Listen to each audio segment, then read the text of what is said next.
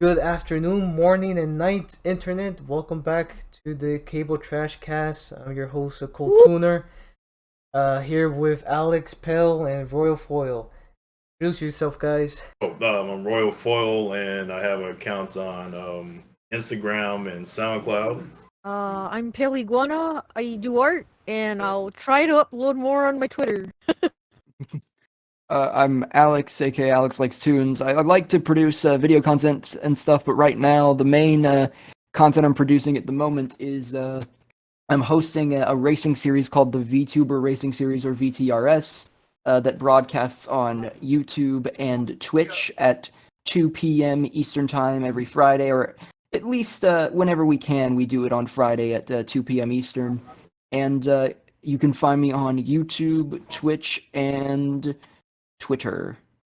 I almost said Facebook again. That's cool. Everyone uses Facebook, right? Yeah. No. Yes. I I wish don't know. I wish I could actually watch that VTuber game, but it's like an inconvenience. Well, we do archive them as well. We're still trying to experiment and figure out like what format would work best for it with everybody's schedule. All right, cool. So anyway, back to the show. Today's topic is Adult Swim content. You gotta put up the black screen to remind the children. Oh yeah. Fuck. What do they say? Like, Adult Swim should never be watched by anyone. Please turn off the TV now. no one under 14 is allowed All to kids watch on the this. pool. Yeah. All children, all the children watching this black screen, we know. You must be this tall to get in the pool. Yes. Oh, kick Pell out. She's the shortest. Oh, dang it. No! You can only watch Adult Swim if you've ever filled out a W-2 form. Oh, I have. Oh, cool. I do my tax. You're allowed to watch it now. I Nice. think I have before. I'm not really sure. What if you don't do taxes? Uh, You just fucked. Yeah, I guess I suppose so. I mean, you can always try to evade, but you know, eventually that's gonna catch up to you, and Yeah. you're gonna have to answer to Assy McGee on that. no. Not Azzy McGee. Best damn cop in the world. Yeah. Anyway, let's go with the first topic. Adult Swim the bumpers. So, Yeah. what are y'all's favorite Adult Swim bumper? And we'll go with bottom up. Royal, you go first. Oh, yay. So let's see. So basically, you got your picture bumps, and then you got your text bumps. But probably my favorite out of all the bumps they have thus far would be like the first couple of ones they had. You know, you had the elderly people at the pool site. Other What else? the ones that don't exist anymore. The ones that What, you talking about the old people? Of course they don't exist anymore. no, they didn't. All kids out of the pool for Adult Swim. Didn't Adult Swim just get rid? Well, accidentally lost that footage. Oh yeah. Like they had to find like a clip on YouTube. Oh Yeah. damn. But yeah, there was those, and there was also like the first aid kit bumpers. Oh, And you know, he had home movie characters, Futurama, you know, all those different cartoons at the time. all right, cool. Anything else to add? Yeah, that's about it. All right, on to Pell. I have several. I came prepared. It's probably biased because I like stop motion, but I like the ones that Lee Hardcastle did. The bumpers he did Oh for yeah. Adult Swim. yeah. Those They are get great. they get a lot of internet people to come in and make bumps. Yeah, I think that's really cool. Yeah. Gotta give them jobs, man. Yeah, it's often how like a lot of creators get their foot in the door at Adult Swim. Yeah. Yeah. There were some. Yeah, he also did. Here's another, I guess, thing relating to him. He did some Rick and Morty bumpers called the Rick and Morty The Non-Canonical Adventures. Oh yeah, yeah, They're yeah. like Oh sorry. yeah. Like movie parodies. Yeah, movie parodies like Jaws, Beetlejuice, Gremlins, Aliens, stuff like that. They're pretty neat. That's kind of like the first couple of seasons. They just parody Yeah. like old movies. Back in the good There was or also Pit like or this Rick. one Adult Swim bumper. It had like some creepy, I guess, animatronic head looking thing. It did like a weird smile. I thought that was kind of creepy but cool. Um, I'll have to link it to you in a bit, but there's that. There's like these clown kids bumpers. The clips are from a 1976 film called If Mirrors Could Speak, self-image film. It's a Damn. 11-minute film. It's like really Um, obscure. Yeah, it is. um, the Tuca and Birdie bumpers. I think there was more than one. I could only find one of them on YouTube. I feel like there was two or three. I might be remembering wrong. Um, but I'll link that afterwards. And then This Is Fine. Oh yeah, this is This Is fine because Fine they bumper. they got It's like a an classic. animated version of it. Yeah, It's cool. that's all the ones that I like. Yeah. They recently they got Worthy Kids on to do a couple recently. Oh yeah, There was one where they're like they're making a door, like these two people are making a DoorDash delivery to a wizard's cave. yeah, that one. That one was really, and he did like a stop motion one too, I think, for Halloween. So that was really cool.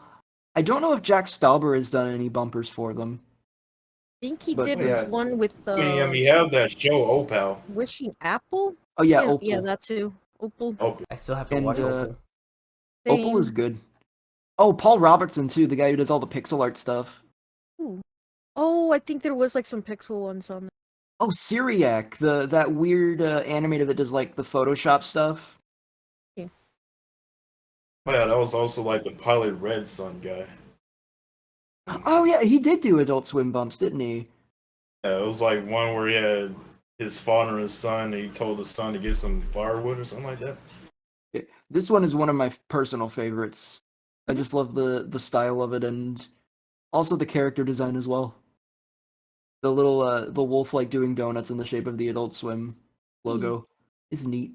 Oh, It's really just like you get the feeling that it's like Adult Swim will just approach creators and like, hey, make a 15-second thing for us and we'll pay you, and just put the Adult Swim logo at the end. man, that's a dream job.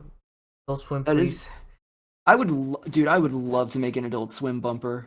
That'd be the Yeah. best. Yeah. Hire me, Adult Swim. I'll make all the bumpers. Every last one of them. I'll remake the old ones as well. Hey, you know what? That would be kind of cool. They like brought that back for one night or something. That could be like a good April Fool's thing where they just like it's April Fool's 2002. So they just like recreate the typical Adult Swim block from 2002. That's what I wanted to happen like for the 20th anniversary. That would have been neat. Doing something But else. yeah, they did the live action Rick and Morty bumpers too, just recently with Christopher Lloyd and one of the kids from the It reboot. Rick and Morty. Richard and Mortimer. Yeah. I guess it's. Oh, Yeah, that's all I got. you got okay, cool. At least for me, I don't remember Adult Swim bumpers that much, so I can't really pick out a favorite. But before the podcast, I did watch a couple of the older ones, and I'll just say like one is it's kind of weird how just black screen with white text can be somewhat funny.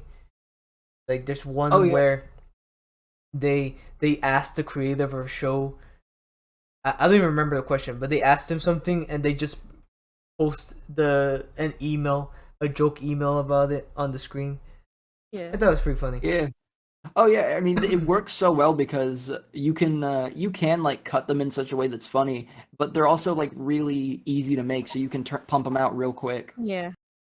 Yep. And then out of the video I saw, there was like the one about animals. I thought that was pretty vibrant. and creative use Yeah. on I think also I heard of bumper. that before. Sounds cool. Other than that, I can't actually remember them, so that's all I have to say. I'll pass it on to Alex. Yeah. Oh, are we still talking about bumpers? Yes, favorite ones. Let's see. I did mention Paul Robertson, but he did one for like Eric Andre that was really good. They've had a lot of really good bumpers for Eric Andre. There's like another one where it shows like a craftsman like working really hard and making this like perfect pristine desk, and then it just like cuts to Eric Aw. falling through it and destroying it. At the desk. Like, oh, they got Production IG to do a bumper. That's cool. That's pretty epic. All right, cool. Anything else? Yeah. Anything else to add, Alex? Nothing like, oh god, I forgot John Kay made one. Oh yeah, it was like Oh. I think George Liquor was in it too. Was in one of them too. I think. it was George Liquor, and then it had like I think Hank Hill's in it. Kill. I can't remember. What? Like Mike Judge. I mean, I don't know if it was either just the voice. Oh wait, I remember now. It was those two kids from Cans Without Labels, and they were watching Adult Swim, and then George Hands Liquor without labels. was like, "How dare you look at this foul and obscene television?" What did I tell you about watching the profane? Oh yeah, the voice was like, "You're watching the God Channel." Yeah.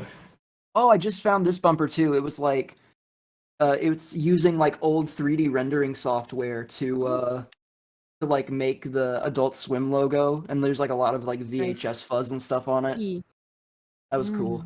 Aesthetic. My type of aesthetic. I can dig it. All right, cool. We're done with that segment. So same segment, but for least favorite bumper. We'll start backwards. So Alex, what's your least favorite bumper? Least favorite bumper? I can't really think of any in particular. The only ones I guess I could think of are ones that just try to discuss people, or just actively try to disgust you. I mean, there was one that was kind of gross, where it was like a guy popping a pimple on his face, but the Ooh. pimple but as it came out, it just like inverted him and turned him inside out. Oh, ooh. Which was like, it's kind of gross in concept, but it still looked kind of cool because it was like the 3D style of it was interesting. All right. Okay, cool. So, Anything else to add? No? Okay. I'll just move on to myself. Like, again, I don't remember any of the bumpers, so I can't think of any. But the video I've seen is the ones I would dislike the most is just the black screen with just an image of the series, and yeah. because that seems just kind of lazy. Yeah. Yeah.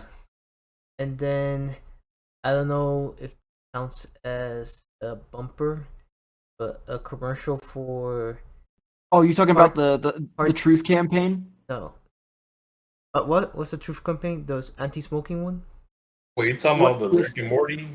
Yeah, it's like toxic metals. Oh yeah, that was cringe. I haven't seen that. Yeah. No. It's like, it's not worth it. Basically, it's like it was a real cost campaign where it was like Rick sucking all of the toxic metals from vaping out of kids' Oh. lungs, and it was really edgy. This makes me want to smoke more. Yeah. Delicious smoke. I must have it. Consume. Zoom. Consume. Yeah, that's all I really had for it. So Yeah. I'll just move on to Pale.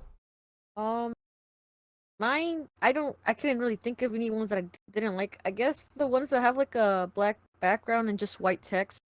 Most of them to me are kind of like, eh. I'm just like, okay. I Oh, don't. You're not not high enough to appreciate. yeah. It's like, I feel like it's kind of hard to complain about like Adult Swim bumpers just because like there are so like bite-sized and just sort of experimental that it's hard to get mad at a bumper for trying something different and failing. I like the little music he uses though. Yeah, the music is like very chill. Yeah, I like that. Forgot about the one bumper that was like stuff it in the cornucopia. What's it about? It's just like they bring in a metal band and and it's just go like what was it, like squash stuff it in the cornucopia. Wizard hat stuff it in the cornucopia. But there's like a video of like a little kid watching Stuff It in the Cornucopia, and he's like singing along to it and dancing to it. Good taste. Fun taste. All right, Pell, anything else? To add? No, that's it. All right, what about you, Royal Foil? I mean, I'm gonna echo Alex too, where it's like you have those bumpers that try really hard to like screw with you because it's late at night and it's like you're gonna see some weird shit on screen. Like that one morphing bumper where it's like you have all these different characters, but it's like you're trying to give you a seizure. It makes you feel like you took a bunch of designer drugs. Yeah, those I can understand why. I'd say those are probably the worst ones because they could actually hurt people. Like, I mean, I can understand why they're doing it, but I'm just Yeah. weird. And then the Dawn is your enemy bump. You know, it's like the one where it's like those eyes that are staring at you, and then it has the ominous music in the background. So aside from that, that's pretty much it. All right, cool. So we'll move on to our favorite shows. And start from the last person. Royal Foil, what's your favorite adult show and why? It's kind of hard to really put together because Adult Swim has a lot of hit shows. I mean, you got Boondocks, you got Aqua Teen Hunger Force. It's like it's really tough to like. Yeah. Pick and choose. But Yeah. gun to your head, you gotta pick one. Which one would it be? Okay. Off the top of my Boondocks, maybe. Boondocks? Okay. I think objectively the best Adult Swim show. Alex, it's not your turn yet. Oh, sorry. No, you can keep going. It's cool. Oh, okay. I feel the best. Oh, go ahead. No, go ahead. Okay.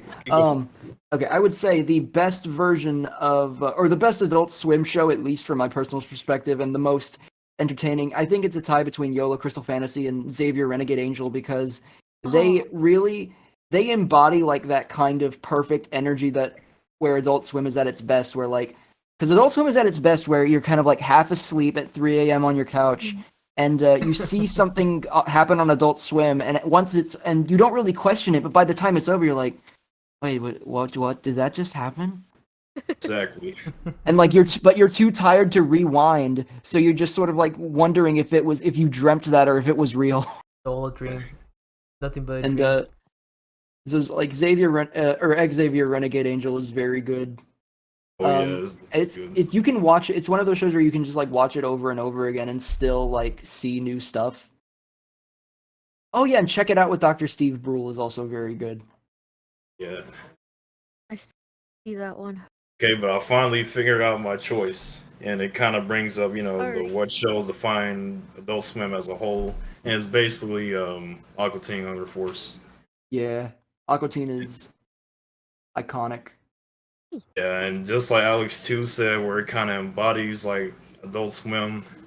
I mean, at first Adult Swim just started as just taking a bunch of like old Hanna-Barbera cartoons and stuff and making them into their own show. And Yeah. Aqua Teen sort of did that with Powerpuff Girls and with the backgrounds and all that, and Johnny Quest's background with Dr. Weird. Yeah. Gentlemen, In the backwaters of Jersey. my hand is eating my ass. Or no, it was the other way around. Dang it. But yeah, it's like it's the weird show that you just wake up and you're like, oh my god, what have I witnessed? And it has I'll humor tell of you. all kinds. I mean, you I'll tell you got what you've witnessed. Number one in the hood. number one in the hood, G. Yes. You got Check your it. cynical, dark humor. Like one of my favorite episodes is like the Dumber Dolls episode. I think I forgot the title, but it was with Happy Time Harry. Oh, with the suicidal doll. I mean, I it's like just that freaking. one. It's like he broke Meatwad's spirit, and it was just so freaking hilarious because Meatwads is just Eh, a total doomer now. That's impressive. Yeah, Yeah. Meatwad is 100% spirit. That's a feat to break. Like Meatwad is a baby, and he just broke his entire soul, and he's like, "Ah, who cares? Everybody's gonna die anyway. Everybody's gonna I die. can't do Meatwad." They got that, and then It you got don't the matter, boy. surreal kind of humor that it has. Because I mean, when you have a show that has like a bunch of like fast food characters, I mean, you would think that there's not really much you can do with it, but Alcatine Hunger Force actually does something with it. Yeah. You know? I like one of my favorite characters is definitely that showed up for one episode was the Wisdom Cube. And he just says like complete nonsense. Like at one point I was like, because I was eating, I had like a trend going for a while where every time I would like stop at my local this like drive-in near my work, I would watch like Aqua Teen while I'm eating. And there was like one thing, it just like came out of nowhere. Like the cube of wisdom comes down, and out of nowhere he's just like, "Hey, say Mother May I," and then spell cup. I It was like so like stupid and out of left field. I almost choked on my burger. But yeah. Anyway, anything else to add? Foil. Yeah, it just goes across the board, and it did a lot more with the source material, because you got Space Ghost, and the Space Ghost, and then Harvey Birdman. They use a bunch of Hanna-Barbera characters, but then Aqua Teen Hunger Force pretty much just the delved into his own thing, and then it started getting just crazy after every single season that comes by. Oh, you know what? I forgot. I think I can't believe I forgot about the Eric Andre show. I think that'd probably be my favorite Oh. Adult Swim show. We're talking about cartoons only in this one. Oh, okay, fair enough. cartoon. You can bring it up Then on my the st- on the next one my where sta- we talk my statement's st- about syndicated stuff and the live Yeah. action. Yeah, then my statement still but- stands.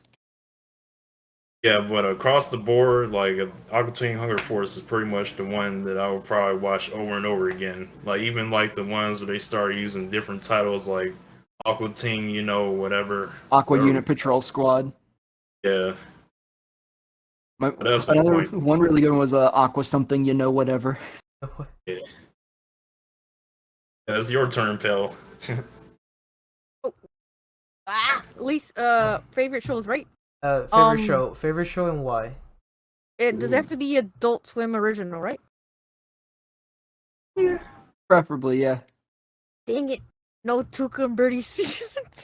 Well, I think that counts because it's exclusive to Adult Swim at that Just point. season 2. I think Tuca and Birdie counts because like shows. I'll allow it. Thank you. Tuca and Birdie season 2 is one of my favorites. it's so good. I Um, love it. I love like how. it. Oh, sorry. Oh no, you go ahead. I'll let you say what you want I about was the gonna series. say I like how this season focuses on Tuca's like her own anxiety and struggling with like the relationship with her family and her friendship with Birdie. Like I like that Birdie is like slowly getting better. Yeah. And she's getting the help she needs. And then Speckle is still the best wholesome boyfriend. Freckles best boy. It's able to Yes. like juggle. It's able to juggle like really silly comedy and like very serious subject matter like really well. That's what I like it about it it. always sticks the landing too. Like I have like I've talked with people who have like suffered trauma and feel like and sort of feel like it's definitely like affected their psyche, and seeing like and I told them about like this one scene in Tuca and Birdie where like like a corrective corrective fantasies because you're in control now. And when they saw that, they're like, "Oh my god, I never thought of it like that." Hmm. And it's really cool to know that like something like this is helping like victims of abuse to sort of feel seen and know that they're not alone. It warms my Tuner. heart. Also, Tuca is just one thing that I've been seeing more and more of in like stuff, and I'm really glad to see more of is just that characters are just gay, and it's Yeah. just never brought up. It's just that's part of who they are, and that's it. Normal. It's normal. nice. Yeah. Good. Good representation. Very. I was Gone gonna Pale? also I was gonna also mention moral oral. Not to get the political, but I like that it explores and it questions the religious people of Moralton Oh yeah, and their morals. it goes so far beyond like because it starts out as like a Davy and Goliath sort of like Christian Yeah. cartoon parody, but then like goes really deep into how the people hide behind their Christian faith to sort of Yeah. justify their actions and paint themselves as being sort of holier than thou. But they're not. It's Realistic. very it's like a really clever show. Except Oral. He is And holier also, than thou. Yeah, he's like a moral center, and ends up being kind of like all of these outside forces try to corrupt him in the name of like being holy or being pure. But yeah, Pale, what were you saying? I was just gonna say, and it's stop motion. I'm like, yes, stop motion. Yeah, I think it was by the Robot Chicken guys, wasn't it? Oh yeah, you can definitely Um, tell it is. I think it was. But I don't remember. it was that one guy, Dino. I can't say his last name. The one they call him Barber in Dinotopoulos. Community. Yes, that guy. I can't say his last name. That It's guy. like that one. Yeah, it's like that one weird credit name in Family Guy, Yeah. Shima Kabadumrong or whatever. Oof. I'm not gonna try and pronounce that. I mean, that was a complete shot in the dark. I might have just butchered that name. In Uh, fact, I know I butchered that name. Probably. I don't know. I'm not good with names in the first. You could have been completely right. Yep. No. I like the one Family Guy joke where the credits are rolling by and Peter like takes the name and just and rearranges them to say chemotherapy VCR Oof. or something. Right. Um, Anything else to add, Pale? I would say Robot Chicken, but it's become like a love-hate thing. I don't know anymore about Robot Chicken. It's it is like an SNL-esque kind of thing where like when you've produced something for so long and produced so much of it, you're gonna like burn out. But I'd still say Robot Chicken has some good skits. I Yeah, gotta I watch mean, we the were new gonna one. talk about it later when we get to Yeah. it, but yeah. Right. But All I right. think that's about it. That's about it. Okay. I guess I'll move on to my. Just uh, so for favorite, I guess the top one, my list. Xavier Renegade Angel, just because I do enjoy the how weird and philosophical it gets, and I don't know the PS2 graphics just work on its favor to make it look so unique. It tries so hard to be smart that it becomes stupid, and then it leans into the stupidity so hard it becomes brilliant. Yeah. It's a masterpiece. Once I shove you up this Trojan arse, you'll be the first gay homo in heaven. The Blackie Robinson, Uncle Tom Crusoe. What a Got to get quote some to of walk that stuff. into. Yes. Oh, We're hey, talking Alex. Adult Swim and hello. I just walk in and the first thing I hear is Alex saying "you homo" or something. On Adult Hey. Swim is so good. Anyway, since you just joined, want to quickly introduce yourself? Yeah, Alex the Menace. Yeah, I slept in again. I forgot we had a thing again. Shame on you. Follow him on Facebook. Yes. Sure, yeah, wherever. I don't know. What is life? What is life? But anyway, was say Xavier and And recently I saw Ball Masters. Yeah. I'm gonna put that up, like, really up there in the top spot Hmm. as well. Well, maybe second to top spot. Just I really enjoyed the action of that, and I also like all the anime references it has. Mouse is constantly putting out good stuff. Even though what is it? They repeat a couple of jokes a bunch of time, and it's like funny always, all the time anyway. Like motherfucking umbilicus being useless is still freaking funny. uh, but that's but yeah, Xavier, number one Adult Swim show, at least in my opinion. So I'll move on to Alex too. Oh, okay. So we're still talking favorites? Yes. Okay. I mean, I think for me, I think like what makes Xavier Renegade Angel such like a perfect Adult Swim show is because of how obscure it is. Most people haven't even heard of it, and because of that, because it's really so many people like love to circulate clips online and stuff, and Yeah, sort but of they never. destroy like the context of jokes and everything. And Xavier Renegade Angel has those kind of moments, but it's never to the point where like you've seen more of the show on YouTube than you have in its like other form. I don't know if I'm describing this well, but it's like it's still very well preserved. You can still get like the same level of enjoyment out of it watching it now than you could like in 2008. Don't worry about it, Alex. You don't have to. You don't have to be. You don't have to explain yourself properly. It's like Xavier Renegade Angel. Just That is it's true. it's an experience. Yeah. Like when it There, first came out, it just seemed like one of those shows you just watch once and never watch again. Because that's how I felt watching it back then.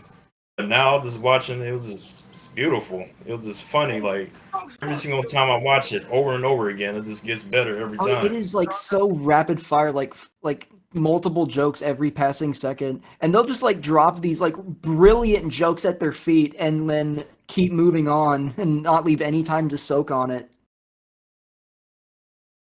That's That's it. like one of those shows where they can break the fourth wall and it'll still be funny. Like I remember this one episode where it was like the chief master guru or whatever his name was, and he I have said broken this my is the shut the peak of, shoer.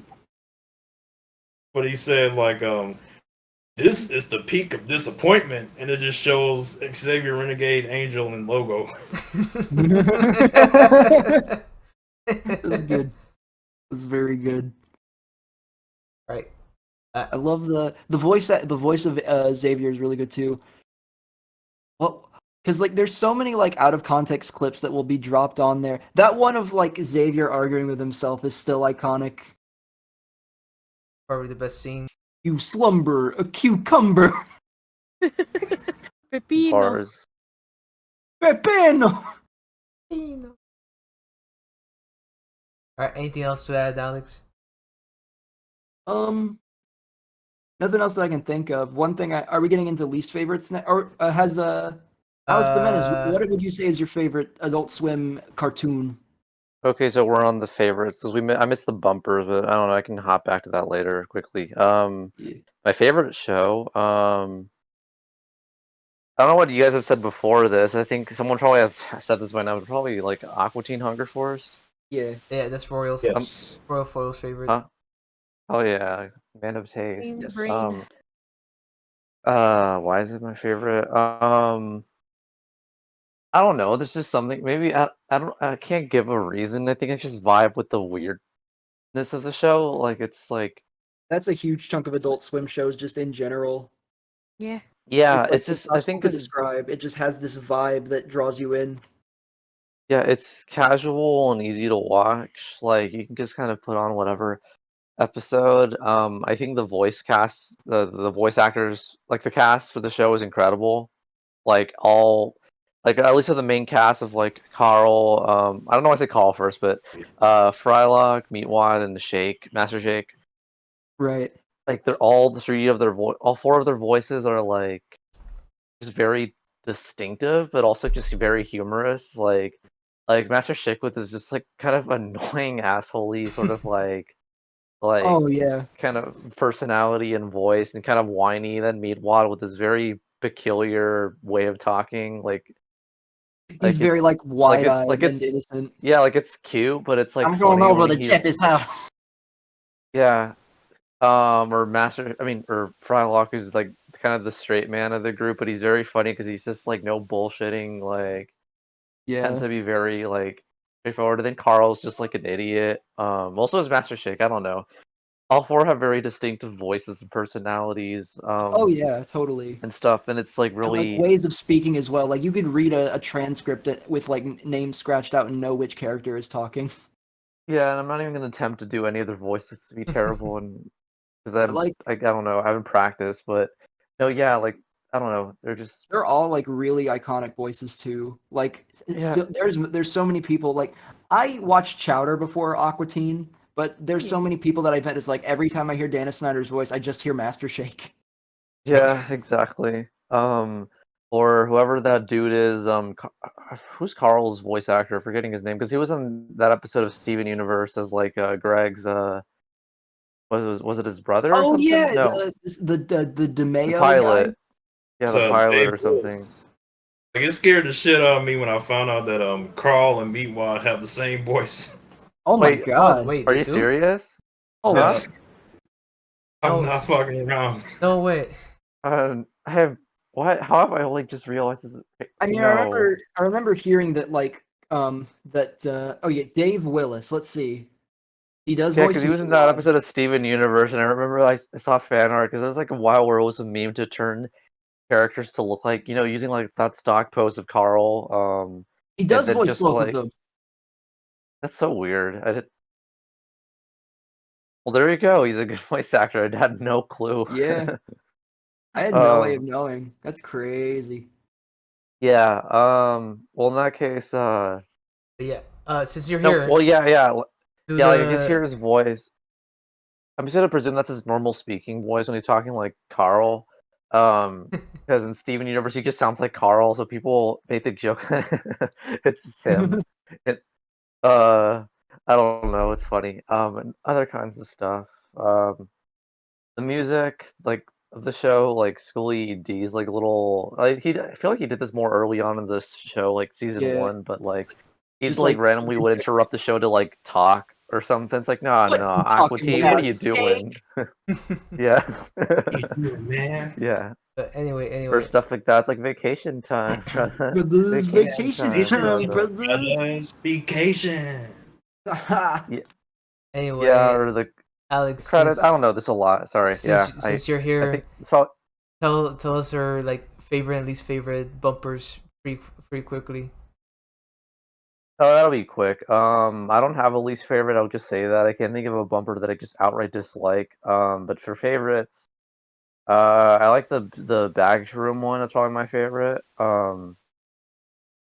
I don't know if you guys knows what that one is. It's literally just like the bag. I think it's just called the baggage room. It's like it plays what's that Flying Lotus song called? Hold on, let me quickly look it up. I have it on my phone. Hold on, Flying Lotus. Oh, massage situation. Um, I don't know, baggage room. If you just tap it up, you'll see the image of like it's like a room. Like I remember seeing that as a kid in like 2007 They used to or play on whatever. Boondocks, I think, like Yeah, before. Right. yeah, before Boondocks. Yeah, I remember seeing that as a kid and being like, I don't kind of mesmerized. I'm like, what's behind those doors? Like, what's with the music? I don't know, Yeah. something about it like captivated me. It was very cool. Oh yeah. The Dawn is Also, your enemy also too. yes, that one also. I didn't really catch that one to my. I feel like that one I never caught because I wasn't awake at those hours at that time. But like I like that one a lot. I also like kind of their older ones. Just the what is it? The original like the pool bumpers. Or I love those ones. I think they're just like they just perfectly kind of capture like kind of the late night vibes of it because it's just kind of weird. It's like just old people swimming. It's like kind of it's very chill, atmospheric, kind of low key. Like the pamphlet Right. ones. I don't know. I just like all the original bumpers because they emphasize the fact that it was kind of a swimming, a play on the Yeah. actual definition of Adult Swim when it's time for adults to swim only. Right. Exactly. And also their action bumpers that they used to have. I already mentioned before some time ago with you guys. They used to have like a Saturday action block where they would play like anime and stuff like that in like 2002, 2003. Like before Toonami, it was like that's the bump they had for anime, and it was like I don't know. I like the music and the editing and the way it's put together. Made I don't know. Made anime feel like as a kid, it made anime seem like this like Epic thing. edgy, cool, scary, exciting things. I'm like, whoa, it's like Yeah. there's violence and there's like jazzy hip hop sort of electronic. I don't know. It's like a mixture of a bunch of genres. Mom, I It don't was know if I should be cool. watching it. It made I This don't know. is scary. It made anime seem cooler than it actually is. But Ooh. no, no, I'm kidding. But I mean, I'm not kidding. But that's not an insult. Um, okay, yeah, I think that's it Well, for bumpers. All right, cool. We'll move on. What's Oh the yeah, and oh yeah, honorable mention to Boondocks for favorites and Seed Lab 2021. Yeah. Yeah. Black Dynamite should get an honorable mention as well. Oh yeah, dude. I still need to watch the original movie. I've heard it's very good. All right, That's on HBO Max. we'll move on to the next one. Where is what shows define Adult Swim as a whole? So last one was Alex. What's your thoughts? What would define Adult Swim? What makes him Adult Swim? What defines Adult Swim as a show? As a whole. As a whole. Yeah, I don't have dyslexia, but I misread whole as show. As a whole, I could just say what I was just saying. Like, I feel like Aqua Teen would be like a safe answer because again, it just kind of embodies those kind of stoner. I mean, if you describe the show to someone, it sounds like a stoner show. It's like a show about like talking food who just hang out. It's like in New Like, it's a Jersey, and show it's where like, yeah, it's a show where if you pitch it anywhere else, they would tell you like, no, get out. it's like SpongeBob, but like emphasizing the stoner aspects of it. Yeah, it I does don't have know. kind of like a SpongeBob energy to it. Now that I think about it. Stuff explodes all the time. Yeah, Yeah. I forgot to mention that, like the exploding things and the side characters. Okay, but I feel like that just because like it embodies again the whole like stoner weird surrealness and like all of their original programming back when it came out, Adult Swim came out in 20 years ago. All were kind of these like low budget, like super cheap, like it was less about the animation and more about like the dialogue, like which is kind of a problem with some people. Like I know some people have like an issue, like animation's supposed to be about the animation, not about the it's narrative, it's story driven, dialogue driven, character driven, whatever it's called. It's like a And dialogue driven. yeah, where it's less about like the animation isn't. It's more about like okay, we don't have the budget for to make funny animation type jokes like slapstick or whatever. So let's make the writing really funny. And I think stuff like Harvey Birdman is also like that sort of stuff. Like I think it defines it. Like I know we've kind of moved past that. Like we have adult swim shows with definitely higher budgets, like Rick and Morty or Boondocks later on, or Black Dynamite, or Xavier Renegade Angel, of course. But Master. yeah, the budget's insane. It's like Pixar level. But I don't know. I feel like that's so Aqua Teen. I feel like it defines it, and not just because it's like I feel like it was. Well, I mean, early on, I feel like a C Lab was maybe it was their bigger show, like really early on. But like I feel like Aqua Teen just defines network. I don't know. Oh, That's my answer. I think just because it has all those traits. Okay, Yeah. good answer. How about you, Alex? Too.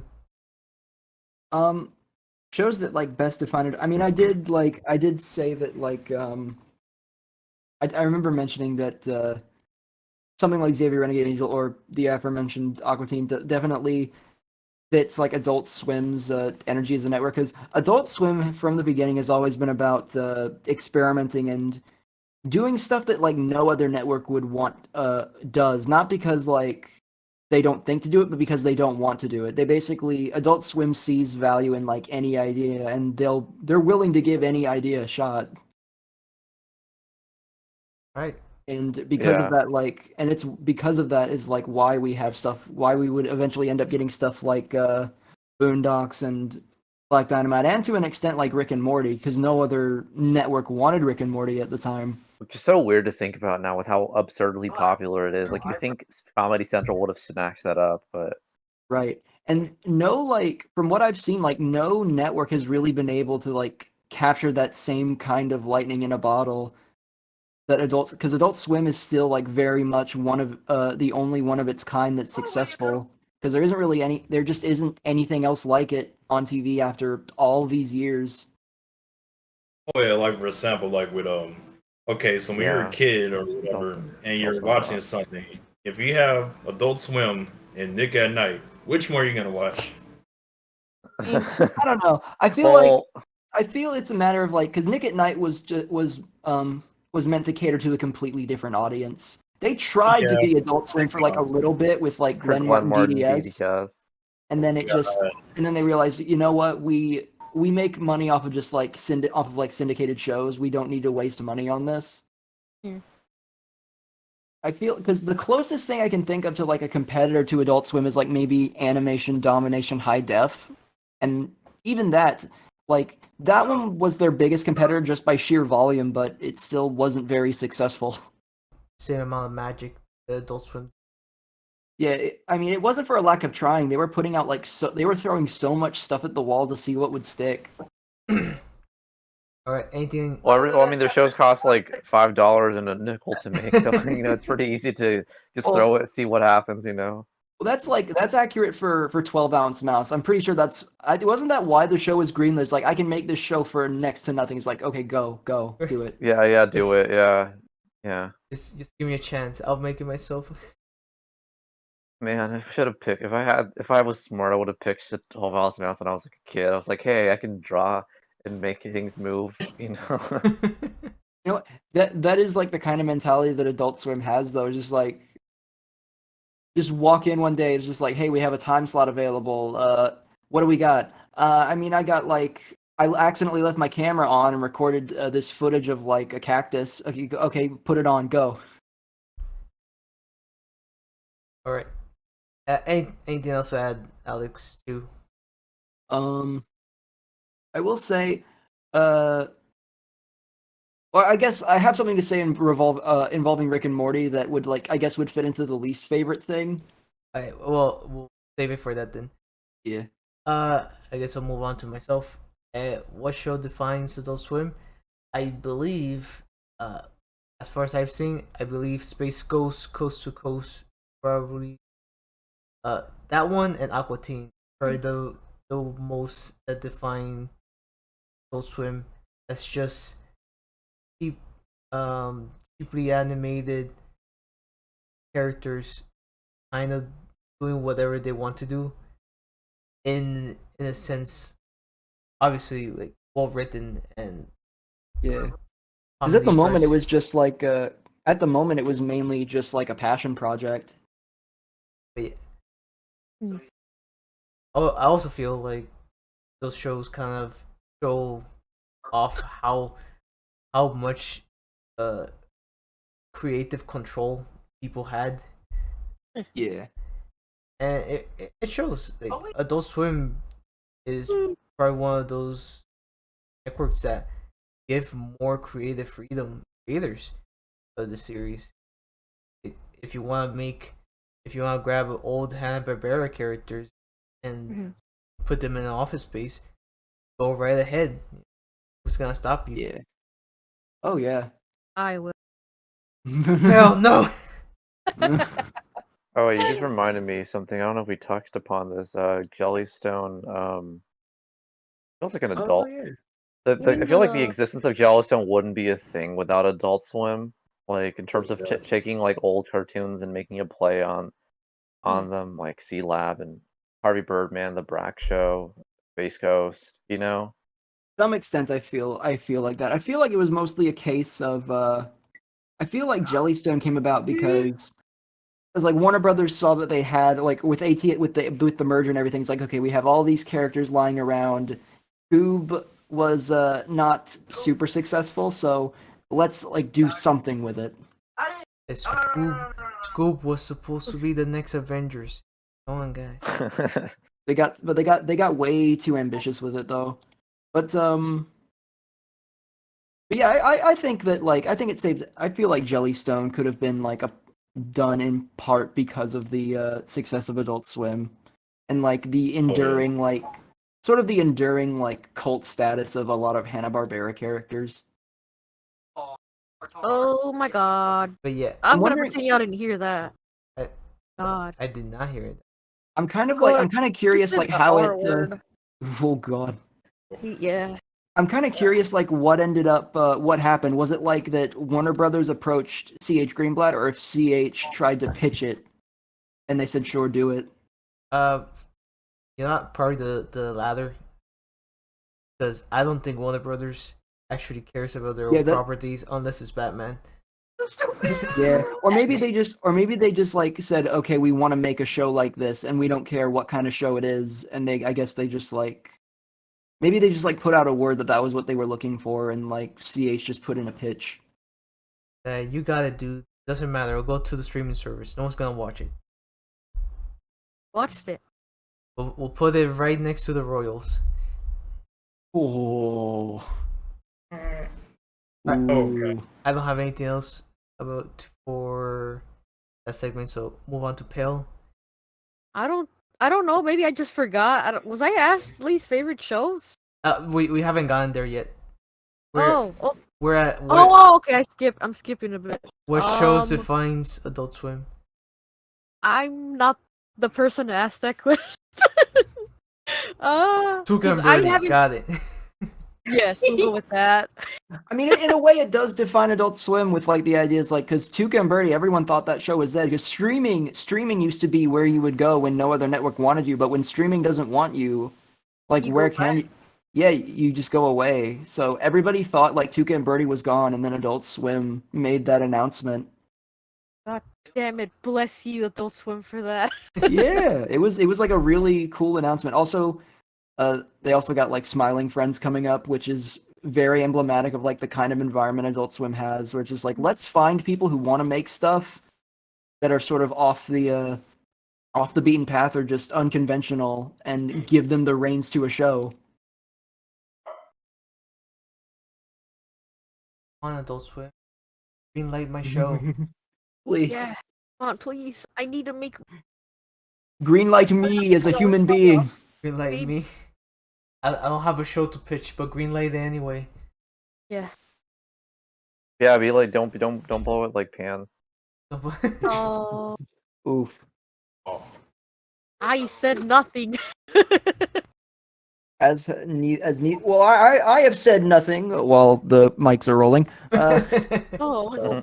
But yeah, Pale, anything else to add? No. No. No. All right. What is happening? We'll move on to Royal Foil. Okay. So, even though everybody else said, Aqua Teen Hunger Force and, what was it? Oh yeah, Xavier. I think the one that probably defines Adult Swim like as a whole is probably Harvey Birdman. And the reason why is because, oh, sorry, but no, I said yeah. Continue on Foil. Okay, so the reason why is because at first with Adult Swim it was basically like taking the old Hanna-Barbera shows and making them into something original. And Harvey Birdman kind of defined like the shows before, during, and afterwards, where it has like competent animation, where it still looks pretty decent to this day. Or at least like the first season. I mean, the rest of the other seasons were done in Flash, I think. So it doesn't really look as good, but it still looks decent enough where you can just sit down and watch it. But the show has good dialogue. You have all these great characters like Montauk and the guy who's voiced by why can't I think of his name right now? The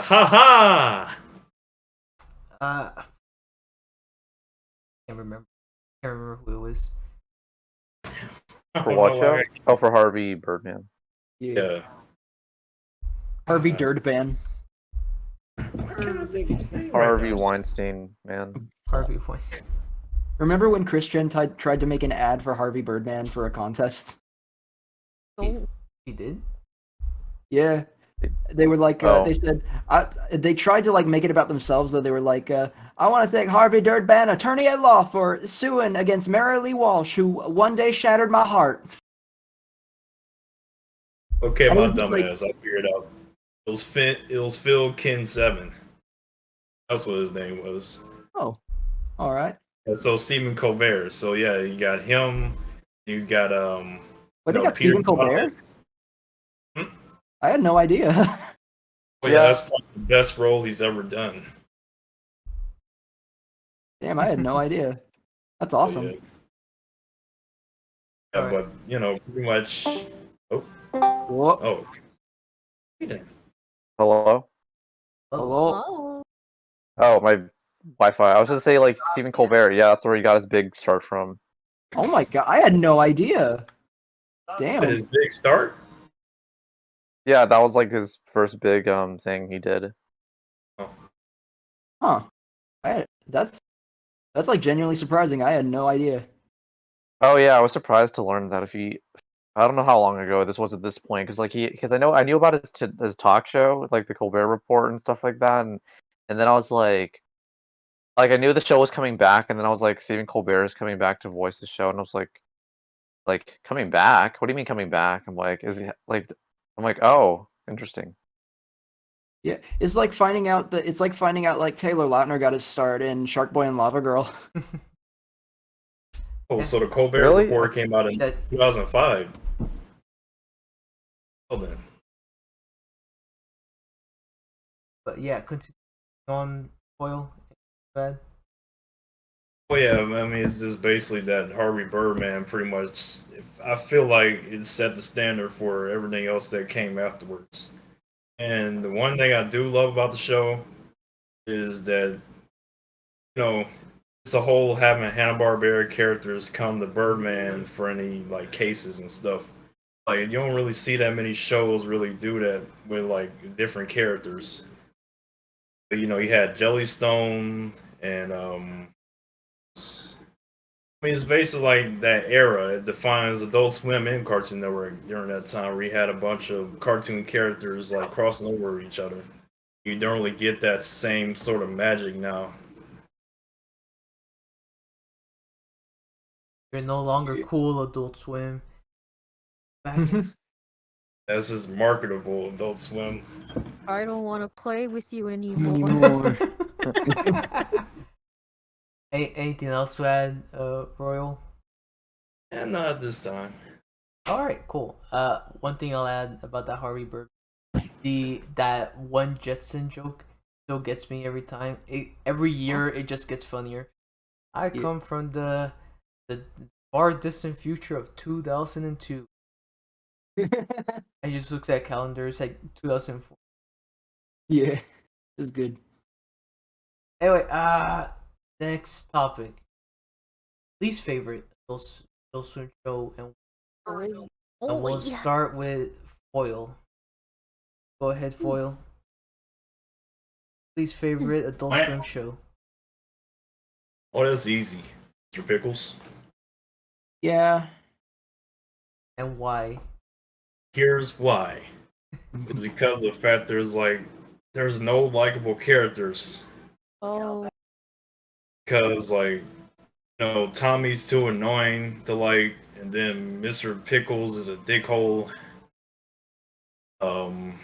No, I mean the grandpa I guess is alright, but I mean just look at Aqua Teen Hunger Force. I mean, the grandpa's alright because he's the straight man in all of this. Yeah. He's the only like rational person. Yeah, so he's alright, but it's like everybody else, like you can't really like the characters too much. Like you got Like every character is just an insane asshole. They don't really bounce off of each other very well. They're either like a huge like, idiot it or an seems like insane they asshole. really have like a good relationship with each other. It's just a bunch of assholes in the town just doing stuff and getting murdered by Mr. Pickles or whatever. Yeah. You know, like even though I personally like the designs on the characters and stuff, the problem is that the animation isn't really that good, except for like certain parts where you know that has to be really disgusting. Yeah, it definitely tries really really hard to be offensive and edgy. Yeah, like it just seems like at this point, after all the stuff that I ain't exposed to before, it just seems kind of boring at this point. Just watching characters just being murdered. Like sometimes you have some parts where it's kind of creative, other times it's like, whatever. Yeah, it feels like you get the sense that it feels like it's trying to be like moral oral esque. Yeah, like it seems like they're trying to like be clever with some of the.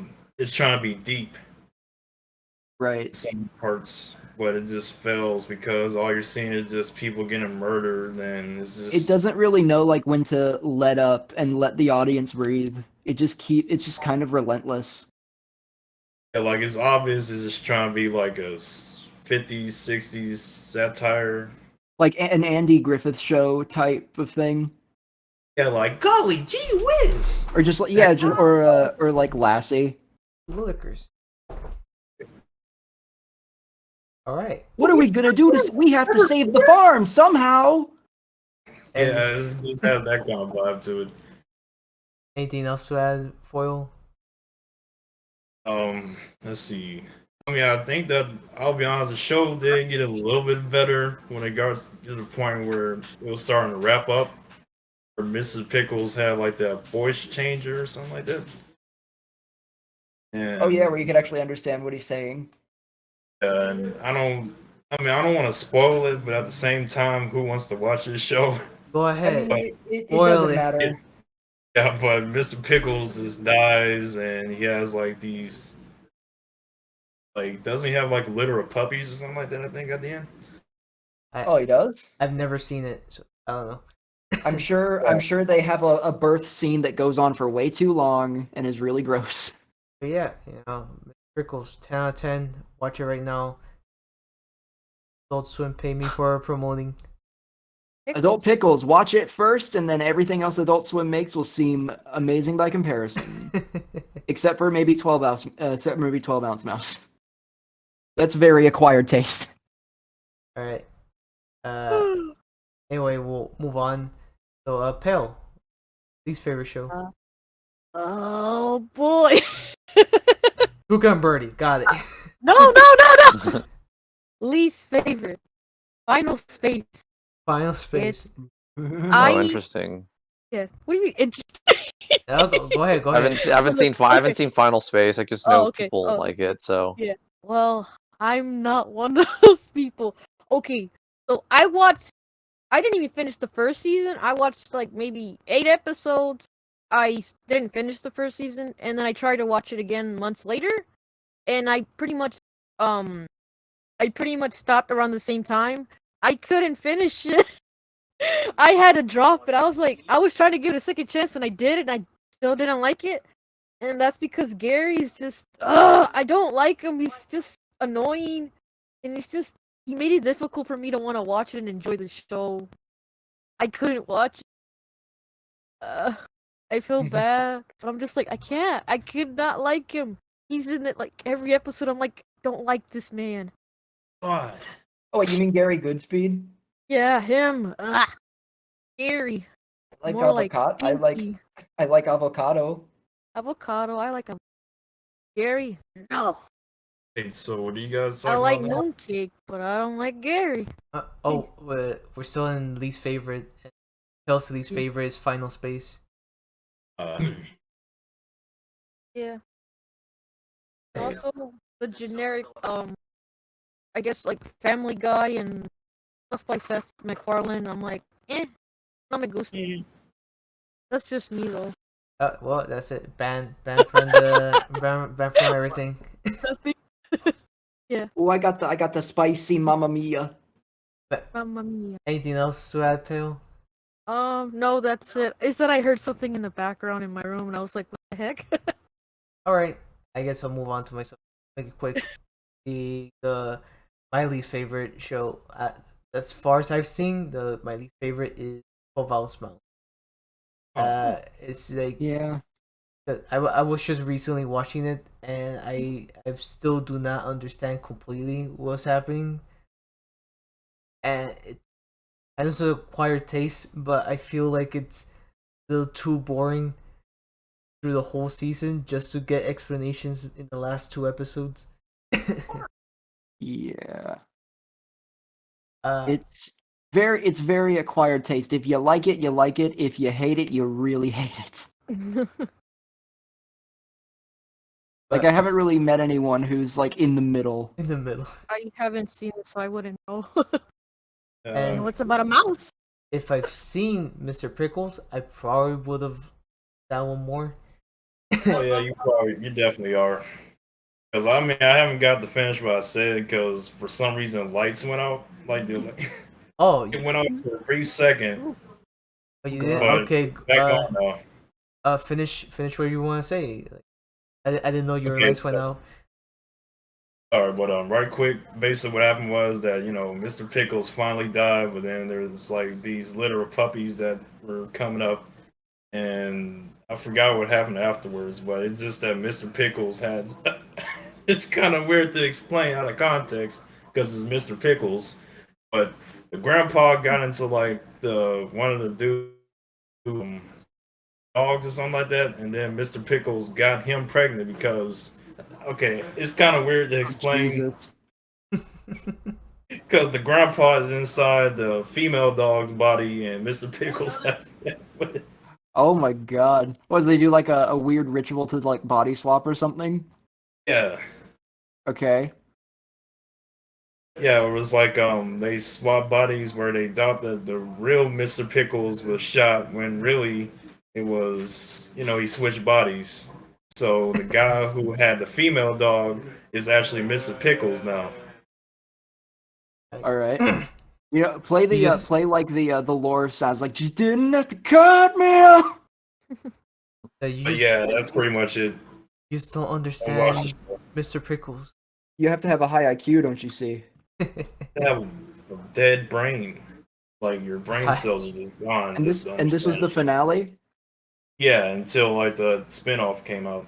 There's a It was a spin-off? spin-off? Yeah, you never seen Mama Name Me Sheriff? No. I think I heard I about it. never even heard of that. Yeah, like right after that finale, that's when that came out, and people were just so pissed off because they're like, "Oh man, they cancel Venture Brothers, but they bring Mr. Pickles back as a spinoff." Huh. Interesting. Yeah, Anyway, I was done with what I was gonna say. So move on Yep. to Alex too. Least favorite show would probably be Mr. Pickles. Just from what I've seen, it just doesn't seem like it doesn't seem like a very pleasant show. Okay, this is going to be a little bit spicy. And I feel like my opinion is going to change over time. I haven't seen enough of it, but so far, from what I've only seen a few episodes.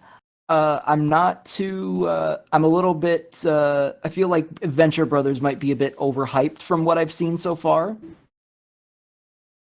Hmm. Oh, I see. I haven't Well, seen it, so that- I'm not saying anything. Gotta kick you out of the internet. No! Out of the whole internet. I mean, I can Yeah, understand yeah. because there's just some shows that just really makes you not want to watch them because of how overhyped they are. Because like Hell of a Boss, like everybody tries to tell me to watch the show, but I just don't want to watch it. I mean, I would say for like an internet cartoon, Hell of a Boss is good. It's like I'd say it's the kind of thing. It's like on par with like the average Adult Swim show. It's good. I mainly watch for the plot, quote unquote. Or and Listen, I watch.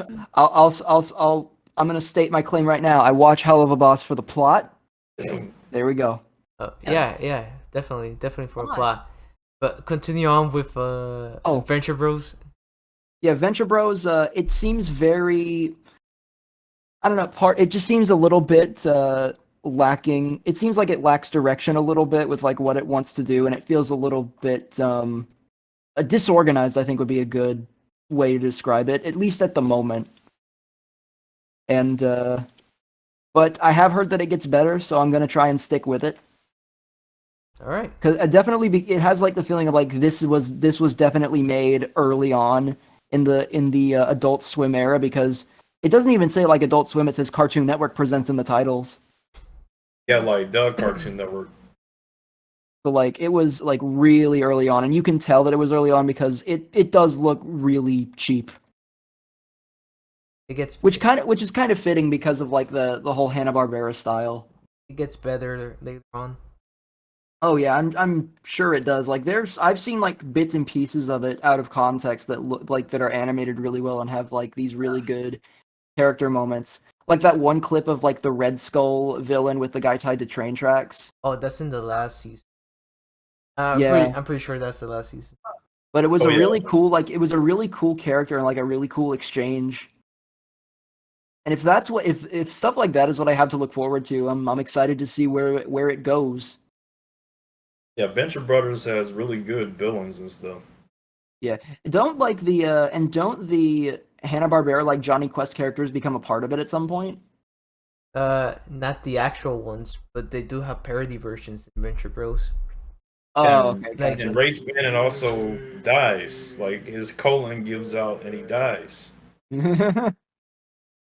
Like Johnny, Sweet. like Johnny Quest does appear in the series, but it's not Johnny Quest. It's Like a parody. fuck, I forgot his name. It's a Quest Boy or something. Johnny Test. Johnny Test. Anyway, let's talk about Johnny Test for like an hour.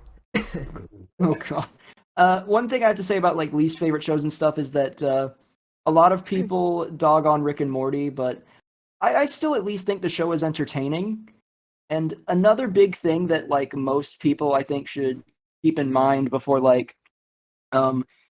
before hating on Rick and Morty, like yeah, you can like say it's not as good as it used to be or something like that, but anyone who says like they should cancel Rick and Morty and bring back something else, that is not a good idea. Like Rick and Morty is undeniably it is a net positive for Adult Swim because it's continued to bring in money and it's continued to be successful. And because of the success of Rick and Morty, we're able to have Adult Swim have the capital to take risks and do more experimental things like bringing back Tuca and Birdie and making theatrical movies for Aqua Teen and Venture Bros. So like, it's not like the greatest thing that Adult Swim has ever done, and it has sort of declined in its quality a little bit, but because of its continued success, it's given Adult Swim the wiggle room to really experiment and try new stuff that they couldn't do on tighter budgets. You do have a point. Like losing Family Guy. Yeah. Yeah. I can't believe Who's- Jim said that's a good thing. I can't believe it. I love Jim and he would betray me like this. Like, yeah, that's another thing. Like, Adult Swim, like having syndicated shows like that is a moneymaker. Like, you're gonna have people who tune in just for the background noise. Yeah, So many shows have just been saved by Adult Swim airing reruns. We'll move on to Alex and your least favorite show. My least favorite Adult Swim show, Boondocks, Black Dynamite, Rick and Morty, Squidbillies. I'm kidding. I'm just gonna forgot name a about bunch of Squidbillies. popular shows. About a fight. Squid. No.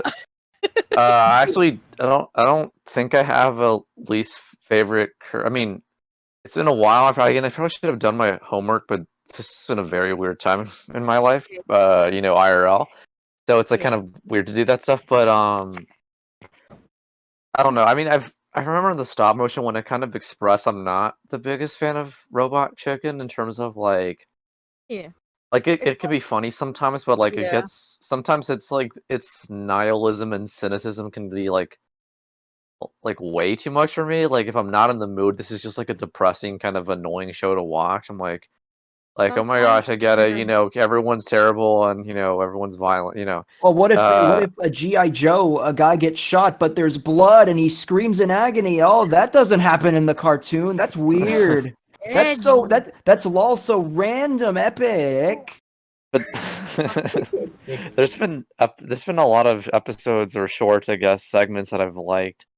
But I don't know. I don't think that's like my least favorite because I did like it at some point, even though I got kind of tired of it at some point.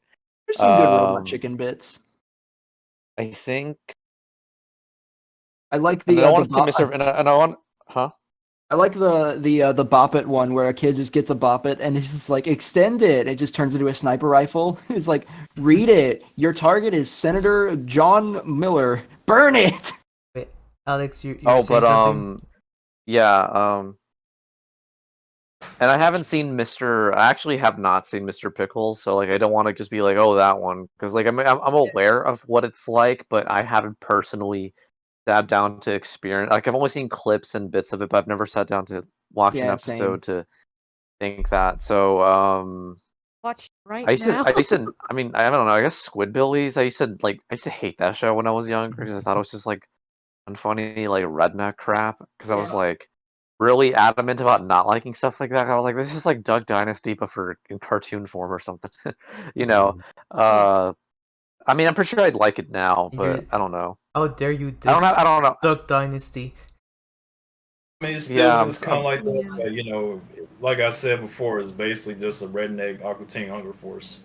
Or like it Rusty was. is Meat Wad, and Early is pretty much just Master Shake. Yeah. There's like Yeah, every. at the same time though, it's like there are shows on Adult Swim that I dislike, but a lot of the time it's hard to get mad at a show that's made for so cheap and doesn't really take up that many resources. At least to some extent. Like Mr. Pickles looks a lot more expensive than the typical Adult Swim show. Continue on, Alex and Menace. Yeah. Yeah. So I don't think I have a definitive answer, unless again, if you want to take like my perspective of being a kid who didn't like a lot of stuff, I could say Squidbillies or like Super Jail, because I used to not like Super Jail when I was younger because I was like this show is way too edgy and violent for me. But again, I don't care about that stuff these days, so like I don't know. I don't think I have a least favorite. I used to. Okay, okay. This segment is just what did Alex hate when he was a kid? So Super Jail, Squidbillies, Tim and Eric, the Tim and Eric show, whatever it was called. Tim and Eric, awesome show, great job. We're focusing on cartoons only. Leave that one Oh, for the okay. next one. Okay, I didn't. Okay. Um. Yeah, I think. Yeah, I don't know. I think those shows, but I don't have a. I don't actually have an answer right now. That's okay. Okay. Maybe. We're gonna talk about Robot Chicken again anyway. Yeah. Talk about how it's a love to hate thing, man. All right, cool. Yeah. So the next segment, there's like a handful of shows we gotta talk about. I don't want to take a lot of time, so we'll speed through it. First thoughts on each Yeah. And so Alex, your thoughts on Robot Chicken. I'm being jumped by some dogs. Hold on. All right, we'll move on to the next Alex. Alex 2, you're No, I'm back. I'm you're back. back? Stop. Okay, back to Alex I 1 think- then. No, they're coming back. Oh, no, okay, okay. Okay, sorry. So what's it? Just let the other Alex Okay. go. All right, Alex 2, go ahead. Robot Chicken is basically Family Guy fully realized, because instead of trying to staple a story to a bunch of cutaways, Robot Chicken just does cutaways. Cutaways, but it's Fam- stop motion. Family Guy to his purest form. Exactly. And in that respect, I at least respect it to the sense where it cuts out the bullshit. Is like, look, we just want to do cutaway gags, and so here they are. Also, it's because it's a lot more condensed. It's a lot more tolerable, I would say. That's a fair point. All right, Alex and Menace, are you like not? Are you Yeah, still yeah. ambushed? No, I'm good. No, I'm good right now. Alright. They're playing with each other now. Go ahead. Thoughts on Robot We're Chicken? talking about Robot Chicken. Yep. I think I already said my thoughts. Yeah, I don't know. I don't think I can add anything else. I think the concept of like somehow making a stop motion weekly show, um, is like really cool. Like, I mean, I appreciate it for being stop motion. Like we've talked about it. Like, there's something kind of cool about that. I don't know what the budget for that show was, but I feel like at least compared to earlier Adult Swim shows, that's like the first one that I'm like, I feel like they put a little bit more money into this one. but also because Seth Green had money, so it Yeah. probably was easier to get like funding and stuff like that. But And, yeah, I don't know. I the think thing with- I think I've talked. sorry. Okay. sorry. Oh, you were gonna say something? I'll do it on my thingy. All right, cool. I was saying I think I'm done. I don't have much more. I've said enough about the show. I'll move on to myself. I'll try to keep it quick. I still like Robo Chicken a lot, like, even if it's Yeah. overdone, but I still enjoy it.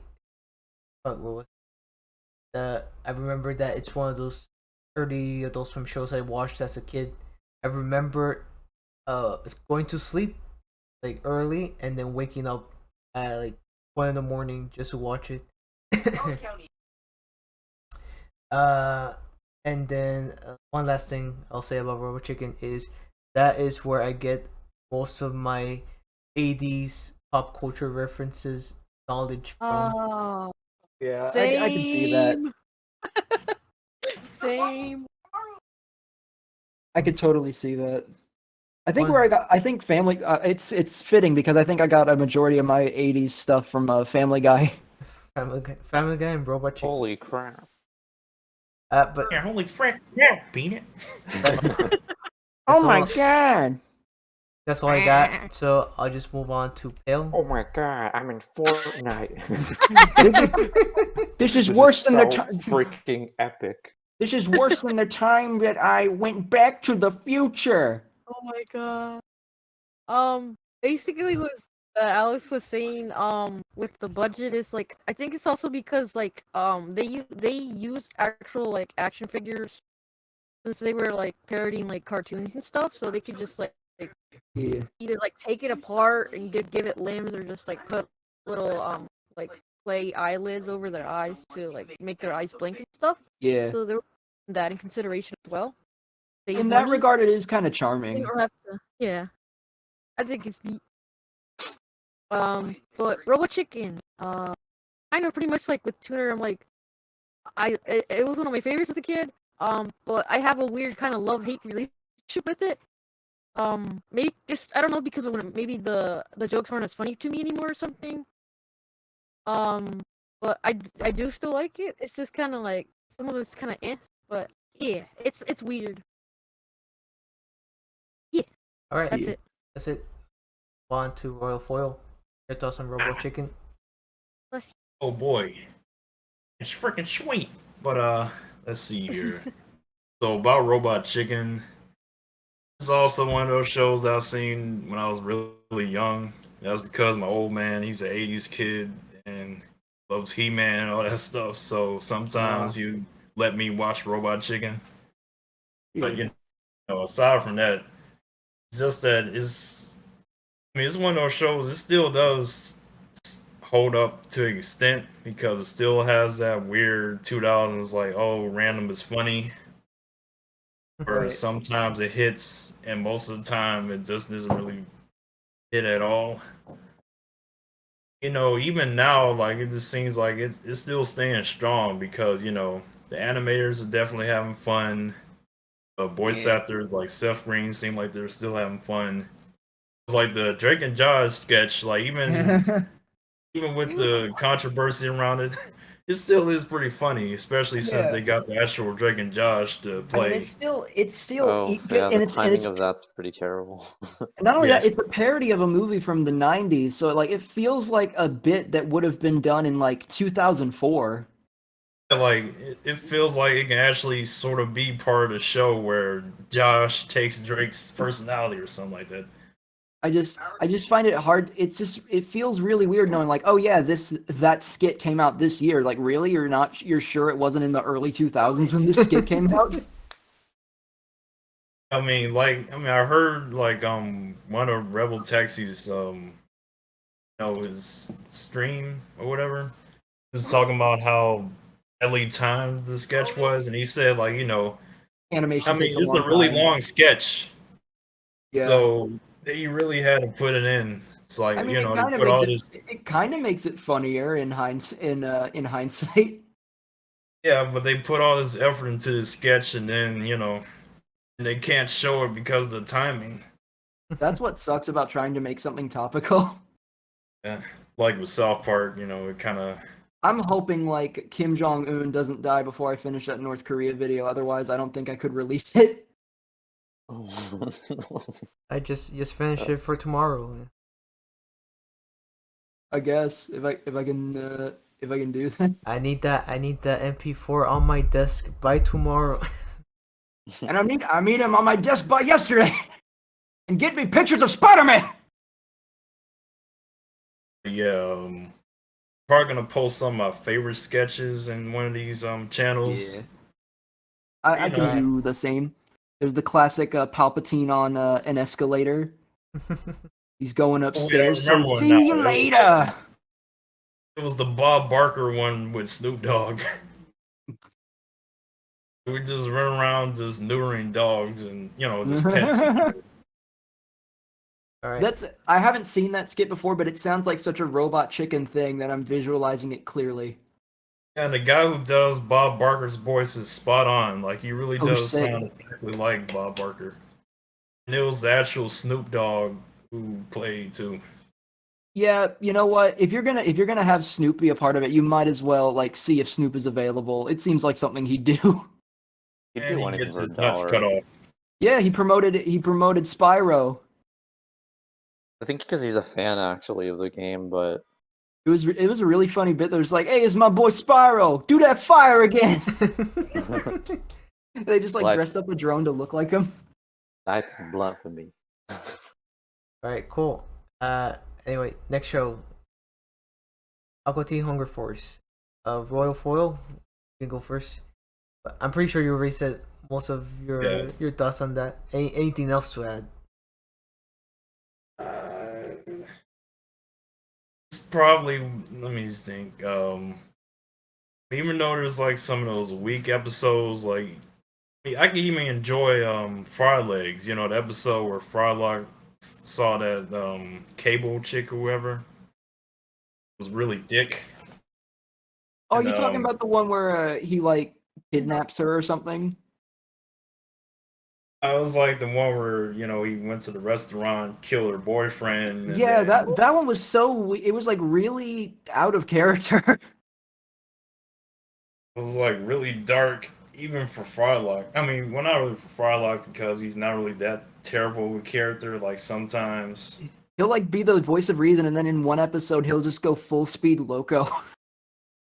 Just like the 100 episode. we had a 100 episode too. Like he just started going crazy, wrote 100 all over the place. I don't blame him because like I would go crazy too if I had to deal with Master Shake and freaking Meatwad all day. Yeah, I guess so. It's a good point. But that's pretty much all I can really think of right now. All right, cool. On to Pale. I have nothing to say about the show except promote my stupid little fan art of someone I did of an artist. That's it. Oh, That's all I got. I gotta remind myself to put that in the video. Yes. Let me send it here just in case. And also, Zodi drew a pale meat wad. So there's that. Hold on. Post. All right. I guess I just move on. Soph. Oh shit! Wrong chat. Ah! It's fine. You can leave it there. So I don't really have much to say about Aqua Teen Hunger Force either. I'll give it this though.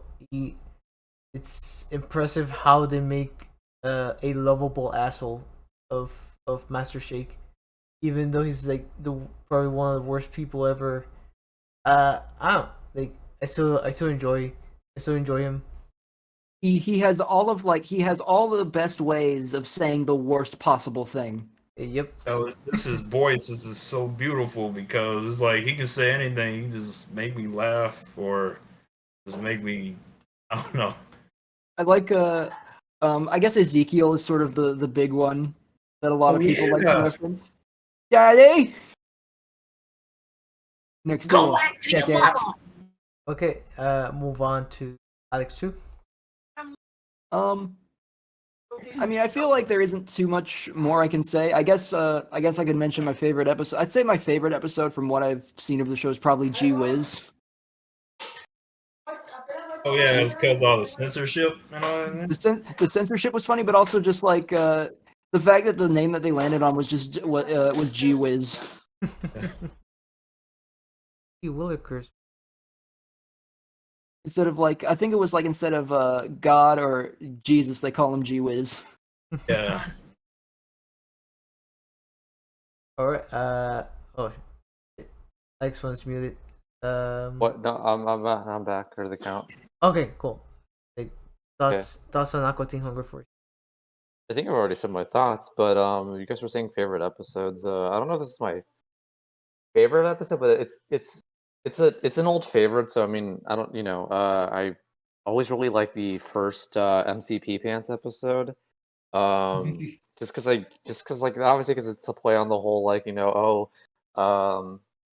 this evil music has subliminal messages in it and it'll influence your kids to do bad things and stuff like that. Except this time it's I don't know. I just like the song and also just Are you talking about the Frylock being episode annoying. where let me see, Meatwad was like getting food or something like that?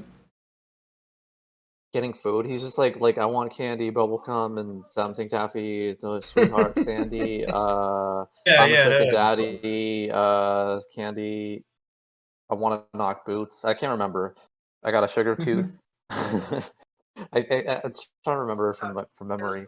Yeah, and then it's like you meet at 612 Wharf Avenue, right next to Gentlemen's Club, and then Carl decides to go with Iwan for some reason. He's like, "Hey, I know that place. It's right next to Bahama Mamas or something. It's like the Gentlemen's Club or something." Oh, I like And then Oh, the sorry, ending go is ahead. funny. I was saying I Oh, love yeah. the resolution where they're like, "Oh, he's just misunderstood. It's okay. We'll readjust him back into society." Meanwhile, it's like, "Okay, cool."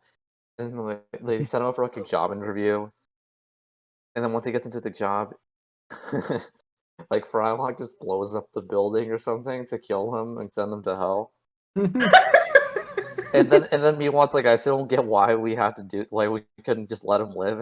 And Frylock One was like, thing, meanwhile he was like oh, giant talking spider. Like there was no hope for him in getting established in society. Like his only way out was death or something. I oh don't yeah, know. the Because they one, just blow him up and then he just goes to hell. That's funny. oh, the one episode with like the Halloween episode with the monster, and he's like this really nice guy until the very end when he rips Carl open. Yeah. I I don't like, know. There's a lot of good episodes, but yeah. yeah, they're like really. I like the what was it? The chief priestess who tries to like bring Shake back from the dead. He's like chicken and rice. Alright, cool. We'll I think move that's on. my part, yeah. Also, I will say, before we move on about the other topics, because I actually have plans for today later in a couple hours to go someplace, so I will say, I have not seen Tucum Birdie or Venture Brothers, unfortunately, Yeah. so I will be, I'm gonna go take a shower, so hopefully I'll be Okay. back by the time we get to Space Coast, because I haven't Yeah. seen those two shows, so I can't say anything. Okay. All Great, right. I'll be back. Okay. Alright. I'll move on to Tugan Birdie. So, any thoughts on Tugan Birdie, Alex 2? I really love it. I think it's able to like I mentioned earlier. I think it's able to bounce between like serious subject matter and just like really silly comedy with with just so much grace, and they somehow manage to do it in a way that never feels like jarring or reductive. It always feels natural. And Speckle is a precious bean. Echo is Yes. best boy. Must protect. Yes, He is. boy. Love him.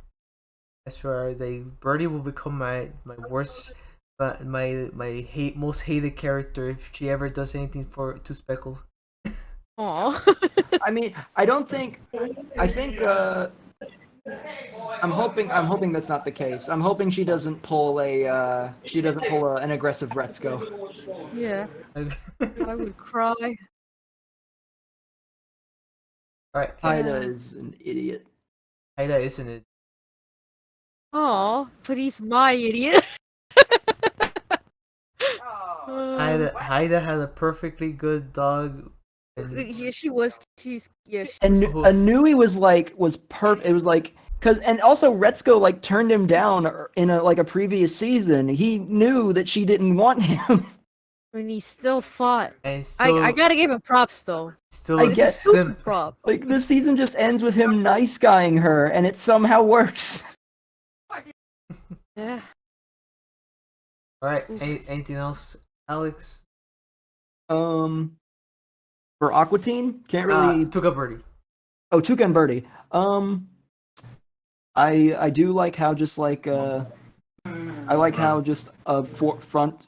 Yeah, I like how openly, just like casually. I do like the casual gayness. That's nice. And it's also just very creative visually in terms of like it'll just like swap animation styles or just have these like really interesting character designs. All right. Yeah. Move on to me. What I was gonna say about like the creative artistic designs. Like I do like, especially in season 2. I feel like they double up on Yes. the more creative visuals on it, Yeah. and when more wackier design. Oh yeah. Uh, Totally. I think it benefits the show. I'll give it praise to the one scene on the second season, second to last episode, where there's inner dance sequence about Tuca's Yes. thoughts in her current relationship. I think it's one of the best minute, animated minute that series.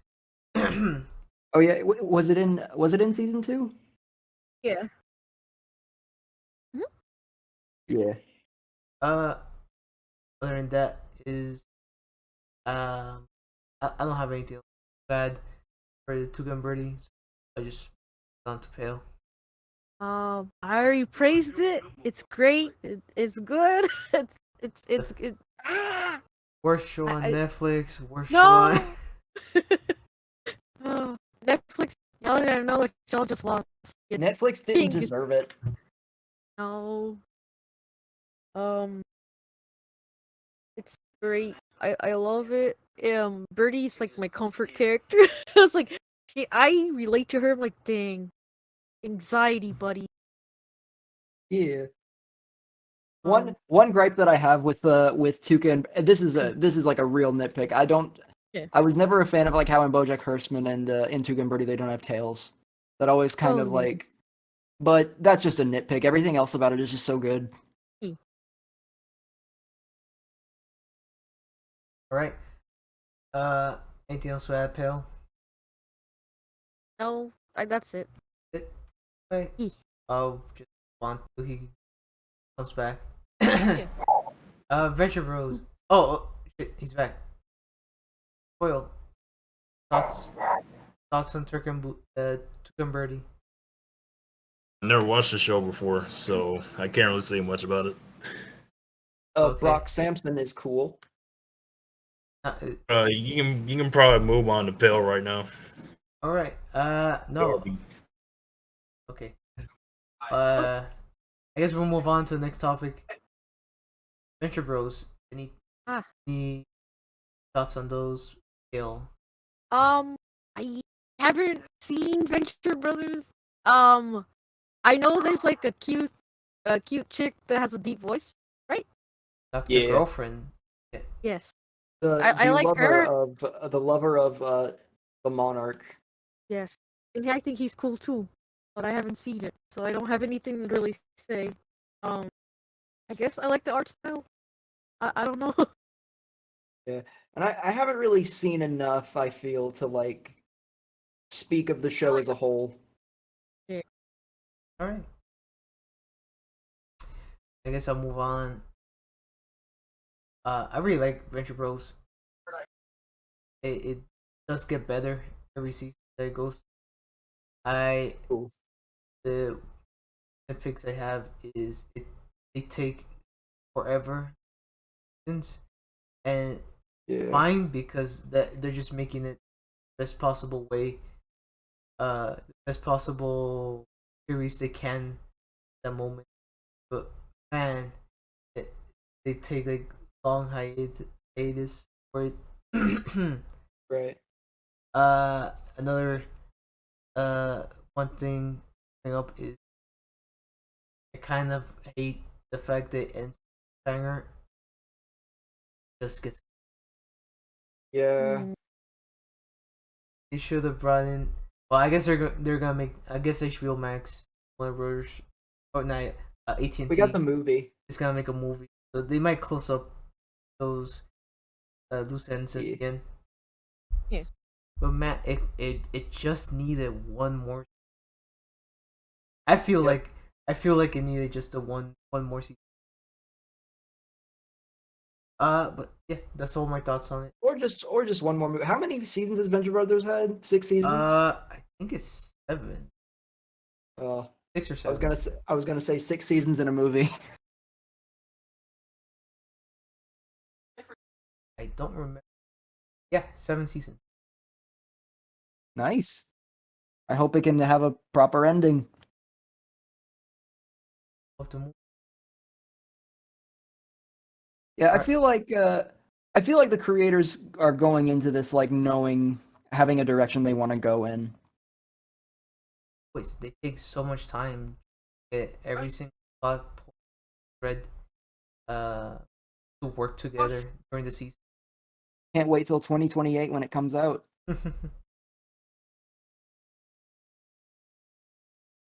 That's what I got. Alex too. Bad Friendship Bros. Nah, I don't really think I can comment on it as a whole. I haven't really seen enough of it. But it does show promise from what I've seen. Alright. I know Alex and Menace probably want. I'm gonna save that back. Move on to Boondocks. Alex too. Thoughts on the Boondocks? I haven't. I've only seen like bits and pieces of it, but from what I've seen, it seems like a very. It seems like definitely one of Adult Swim's more ambitious shows. Not only in terms of like the scale of it in terms of production, but also just the commentary behind it. oh, sorry. Right. Anything else bad, Alex? Nothing else that I can think of in particular. Alright. I'm trying to think. Like, I do like what was it? There was like one bit from the show that from the Boondocks that I really liked, but I can't remember what it was called. What was it about? Oh, the what was where the episode with where he gets possessed?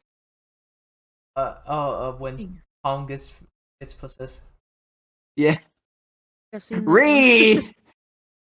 read. Read. Watch closely. You're about to experience. Yeah. I brought stuff that will scare the black man. A job application. Oof.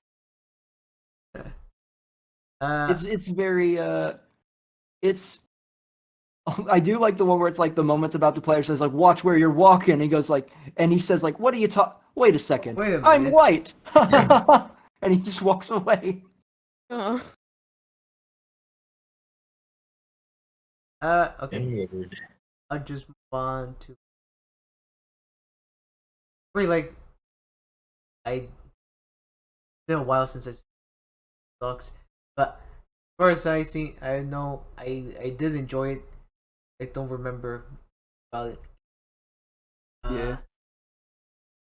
One thing I admire of it, how they make the racist likable. Uncle Ruckus. oh yeah.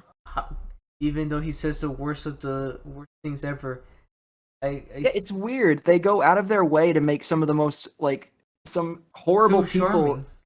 Yeah, it's so weird. Like how it's like Wait, do I like him because I'm racist? Oh no. What have you done to me? No! But that's all I had to say about it. I'll move on to Pale. I haven't seen every episode, but I've seen a good chunk. I like it. Like I like the episode with the what is it called, the itis? Hey, this Yeah. For like Yeah, it was the episode where it was like the Luther burger, Uller. Yeah. whatever. It was like, yeah. Like three burgers, a bunch of bacon stuck between like donut or two something. donuts. Krispy Kreme donut. Mm. Yeah, that sounds good though. I think I'll die. I like where it's like, Granddad, what do we have to eat? Rent. He's like, but I'm hungry. Then have sleep for dinner. Like there's like the Santa episode where he's like, "Dear Santa, you." Oh yeah, I love that one. That one's I love that classic. clip. Yes. Like I kind of like the shenanigans these kids get into. Kind of funny.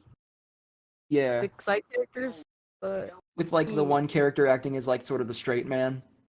yeah, I like him. There's an episode where like they meet this crazy kid who's like, "You got cigarettes." Dang. Little Michael Oh yeah, it Myers was like that across- a Halloween parody. Yeah, What, it was wasn't pretty there? funny. Wasn't there an episode of the Boondocks that they weren't allowed to air again? There's plenty of those episodes. I'm not sure. Because I know because I remember hearing about Tyler Perry getting upset Ooh. when they made fun of him. I don't know. There's probably Oh, I know what episodes. It was like the episode where it was like making fun of BET, like the Uncle Ruckus reality show. Ooh. Oh, Oh yeah. Yeah. Oh no. I remember that. Oh. Oh no. Didn't like a lot of people get mad at the final episode? What was Oh, that we one don't about? speak of season 4. Do that now. Oops. But Boondocks has a bunch of great moments. Yeah, Oh, that's all I can think. he's coming over for dinner. Bring the cheese. White people love cheese. Love cheese. It is true. I can confirm. Jesus God. We love cheese so much we eat cheese that's rotten. Oh, Brine cheese. I mean, I don't, but for some reason a lot of white people do, and I don't really get why. seasoned. Experience cheese. Yes. Like some white guy in France was like was just too lazy to get up and go get some more cheese from wherever, so he just like this is fine. Then he ate it. Ugh. It's fine. We eat way worse stuff in France. There's actually a special cheese that they make in Italy that's so rotten that it has like maggots in it. Oh, I've heard of that. Oh, I know, but the maggots is to like eat out the bad stuff in the cheese. Or no, I thought think it it was just- flavor. No, like they leave it. Basically, the maggots are just like a part of. I think it was like the maggots eat the cheese and their shit adds flavor to it. It Yeah, adds- yeah. yummy. And like they're actually, you can only get that cheese by like specially ordering it. You're not allowed to like sell it in Italy, which is I'll good. make my own. People shouldn't just make. Life hack. Some people should just not make. Yeah. Anyway, move on. We'll move on to Foil. Thoughts on the Boondocks? Yeah, I freaking love the Boondocks because, you know, it has a lot of, I mean, like Alex too, I think said, it's pretty ambitious, especially for Adult Swim show. And, you know, you have a lot of, you know, the animation is still pretty good even to this day. Like, even though season 1 you kind of felt like a Saturday morning cartoon kind of look to it, definitely did improve later on. No, let's see. Like my favorite episodes that I can think of, like right on top of my head. Let me see. Every episode in season 4. Every episode in season. Oh no! I mean, there's at least a couple of season 4 episodes that I kind of liked, like the I Dream of Siri. It was basically just granddad got an iPhone, and then she started going crazy. Yeah. And Also, one thing I have to say, the reason why I was acting like I didn't remember the clip I was talking about was because I realized, oh wait, one of my favorite Boondocks bits is the N-word moment bit. oh yeah, with let's see. I mean, I I'm know just Snake like, Meter did one, but the original one you're talking about, right? yeah. Yeah. I was just like, my favorite one is the I can't remember. I'm just like, I'm like, how do I say it? How do I say it? It's the N-word moment. I mean, you can say like the one where one of them steps on white shoes or whatever, white Yeah. sneakers. He says, wait a minute, I'm white, and then Wait he a walks minute. away. Hey, what are you walking away for? Oh, that's pretty funny. Don't worry, Alex. It's got some. I mean, from what I've heard, I haven't really seen enough to say for myself, but I've heard the show has some really good social commentary. What really does like the episode about R. Kelly? That was Oh like from God! season one. Oh That no! is still relevant Oh. even to this day. That is I'm definitely still fighting for my relevant. life. Because it's That interview basically is like, so weird. hmm? That interview with R. Kelly is so weird. That was oh the fighting for my life one. Yeah. Yeah, like basically in that episode, it was talking about how he urinated on an underage girl and all that. And he played his music and everybody just started dancing and just forgot about what happened and they didn't really care. That's like Twitter every week. Kind of like, with Bill Cosby somewhat. Yeah, I I don't want to still get don't too know how he political here. managed to get off. I mean, I think it's safe to say that I pretty mean, much everybody agreed that he did it. Like, I know they often contest that with people saying, like, nah, they're innocent, even though there's, like, a ton of evidence. Pretty much, I'm pretty sure everybody was in agreement, like, yeah, he did it. I was like, it's so surprising that they got away with some of this stuff for so long, even though the evidence is right there. I mean, he was found guilty. I think he only got off because of a loophole. I mean, and then like any episode that has like Tom being the main focus, like the episode where he was arrested for being suspect, like let me see, what was it? It was a black guy that looked nothing like him at all. Oh, no. Oh, or, no. or Tom going to jail.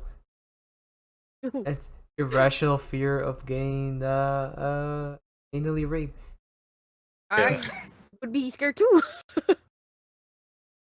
I do like the animation on him in the the episode where he's possessed. He just like walks up to the stand, is like, "Hello." He's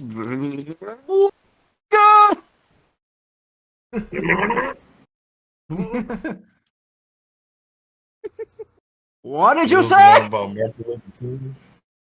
He came back and he said like BT is the worst television I have ever seen. Yeah, like Boondocks is one of those shows I can definitely watch over again, except for season 4. I'm sorry, Yeah, it's I have probably one heard. of the I've heard that one's not very worst good. seasons you can have. Yeah, because like they aired the episodes out of order, so it's just all over the place. Oh And then no. you have episodes like Freedom Land, where it's like Uncle Ruckus made like in concept. It sounds kind of like they'll do an episode like that where it's like Uncle Ruckus made a amusement park. It was just a slave plantation. It wasn't. It wasn't Uncle Way too Ruckus. It was far when we started like It was a rich white guy, and Uncle Ruckus just worked in it. You know what? There was actually an amusement park in New York called Freedom Land at one point where Oh. they had like recreations of like native villages. It was I think they called it like the Indian Village or something. I wonder if it was like parodying that at all. Probably. If so, that's a deep cut. Respect. Cut me deep, Shrek. Cut me real deep. Or that one episode, Tom getting pointers from the pimp named Slipback. Oof. Oh, you know what? I think I forgot. I think I just remember my favorite Boondocks bit. It was Fleece when Fleece Johnson is approached by Chris Hansen. Oh, I came looking for booty. You came looking for sex. It's yeah. like, oh, I know who you are, Chris Hansen. I called you Chris Handsome. Aw. We can do this the easy way or hard way. Yeah, I like. I still remember that. That was one of my favorite because I learned about that bit from like the Pizza Party podcast. Just like the idea of like just imagining like someone. It was like imagine someone like pretending to be a pedophile, not just so they can meet Chris Hansen. They get there and it's like an actual child. It's like, wait, you're not Chris Hansen. Where the fuck is Chris Hansen? I brought this book for him to autograph and everything. Time to do it again. All right. I guess we'll just move on to next one. Savior. So, Royal, Gotta. Peter Fang, fine now. Well, I gotta do it on my phone now. Okay. Thoughts. Extra thoughts on Xavier Renegade Angel. I'm Oh, trying to think of like what the. I need to watch all of it. I've only seen some of the episodes. I need to see all of it. oh, I was about to go.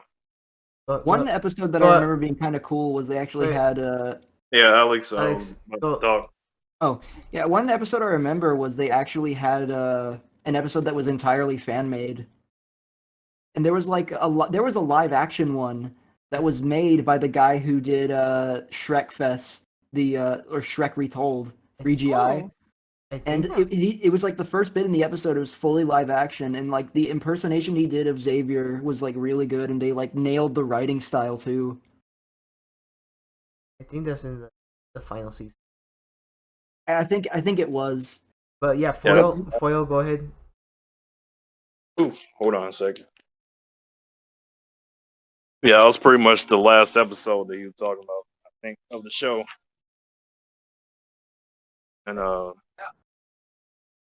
Right. oh, you hear me, right? Yeah, Yeah, I can hear I can hear you. you. Okay, well, yeah, that was like the last episode of the show, and that I think it ended on a good note. But aside from that, Xavier is one of those shows like if you binge watch it, your brain cells will go down, but your Yeah. IQ will go up at the same time. It's a lot to Somehow, process in one sitting. yeah, you can definitely like just go back, see different things, like Alex too said, and it's probably one of those only shows where it does the fourth wall breaking right because the show is just so broken that it just works. Yeah.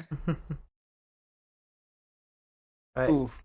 But that's all my thoughts. Okay. I like the episode with the preaching gorilla. Oh yeah.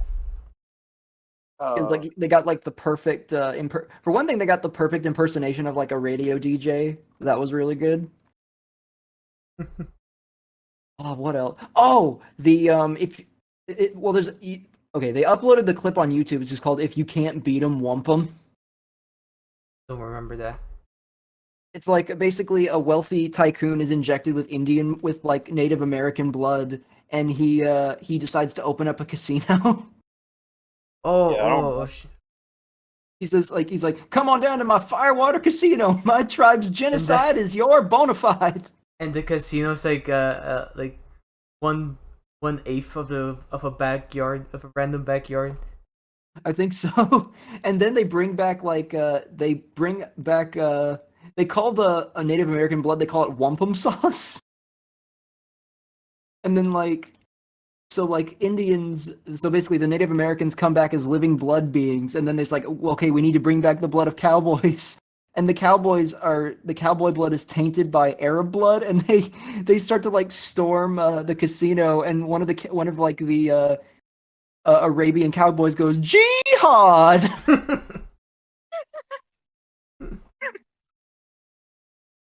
It's like just like so many like clever bits of wordplay like that just dropped at their feet like it's nothing. Oh yeah, that's the best part of the show too. Is like the wordplay is really good. You have to like watch it multiple times to pick up on everything. Yep. All right. Thanks for me. My thoughts on Savior. One is a masterpiece. Obviously, I wish I had more episodes.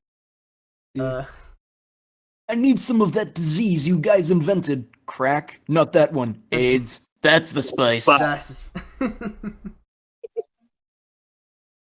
I forgot what I was gonna say.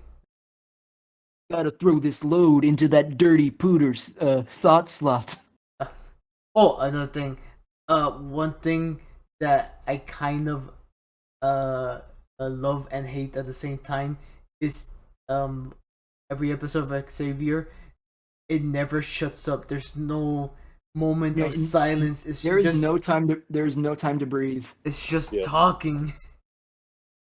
Like he turns a woman into a sandwich, and he comes back turns a woman into a sandwich, and is like, "Have you seen my wife? I have bad news and a snack for you." And that's like in 20 seconds you'll have like 10 different jokes. Yeah. Oh, and probably my favorite joke series is the when his family is dying, and he's like, "Who did this to you, mother?" "Our son, ours." I say, "I know it's arson, but who did this to you?" And you just see her just pointing at him, being like, "Our son." That It's one so good. and the "Do you believe in God" joke. Oh, yeah, that's a complicated question. That's It a com- depends on what you mean by God. Bah! Yes or no. It helps no one to be reductive. I believe that in fact that we are here implies the existence of some sort of higher power. Oh, rubbish law. And then self battle is always great to Yes. watch. Oh I wait, still- I remember one now. Remember episode where let me see.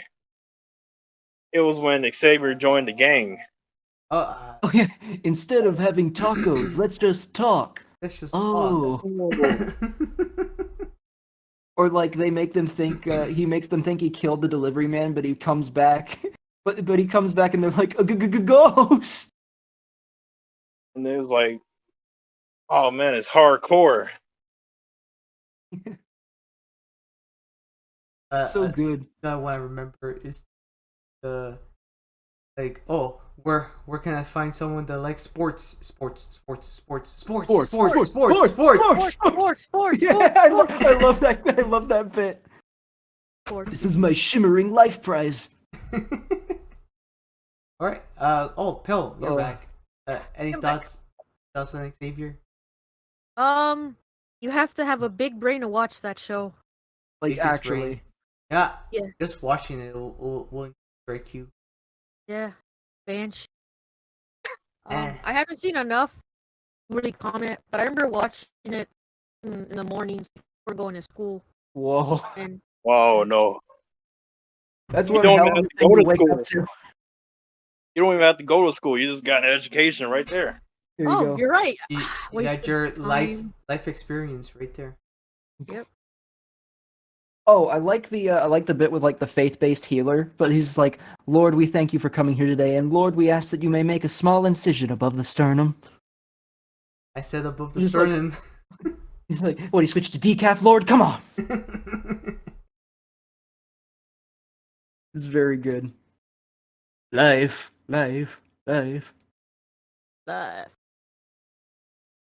What's up, life? Was it anything else, Pal?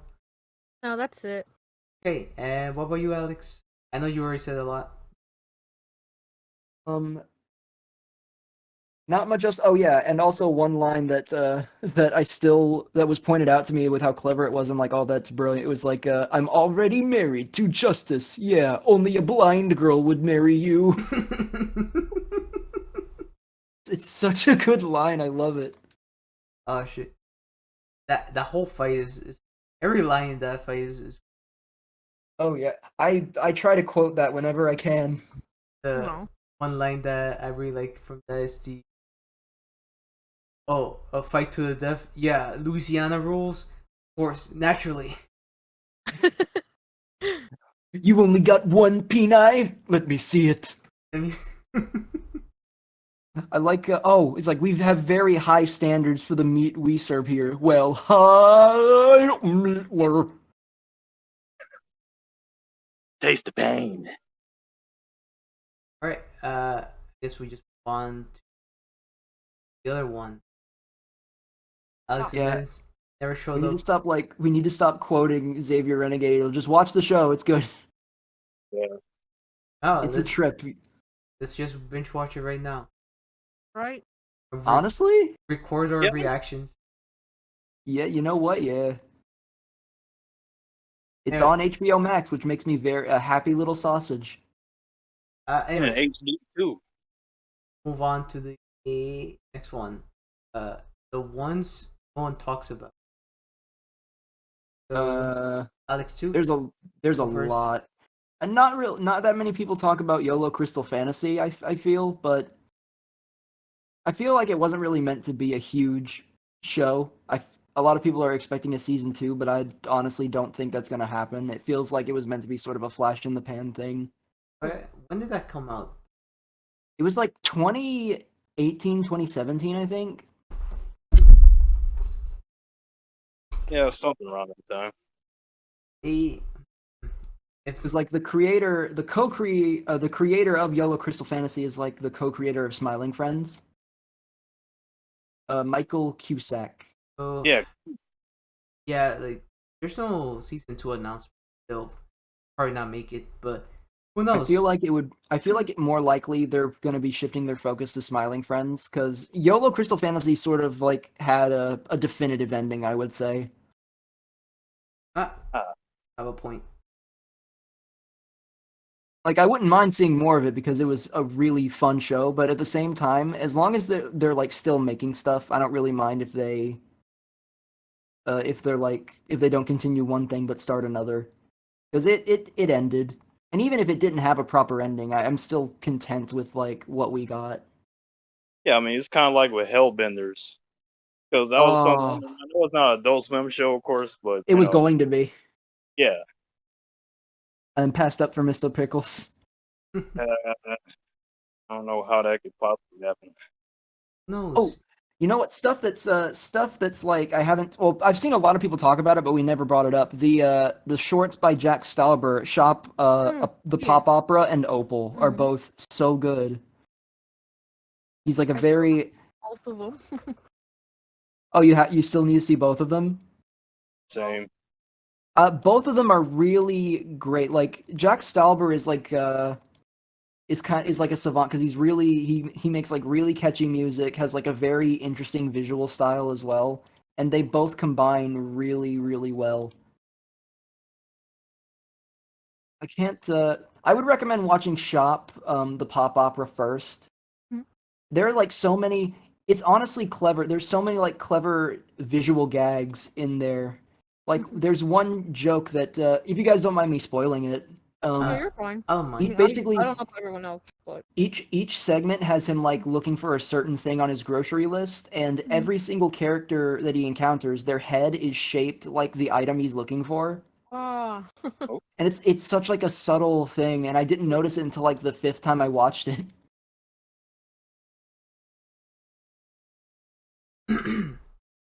Any other? In terms of like animated stuff, you know what? I'm gonna go through Adult Swim because they're gonna have some. There's let's see, animated stuff. What are we talking about currently? Oh, Back, by Alex, the way. Hey, back. hello. We're talking about like There- stuff, Adult Swim shows that nobody really talks about. Oh dang, I missed Space Ghost from Boondocks. Oh no, we haven't we talked about talked Space about- Ghost we yet. Wait, we haven't talked about Space Ghost. Oh, we're Yeah. still on Toucan Birdie and Venture Bros.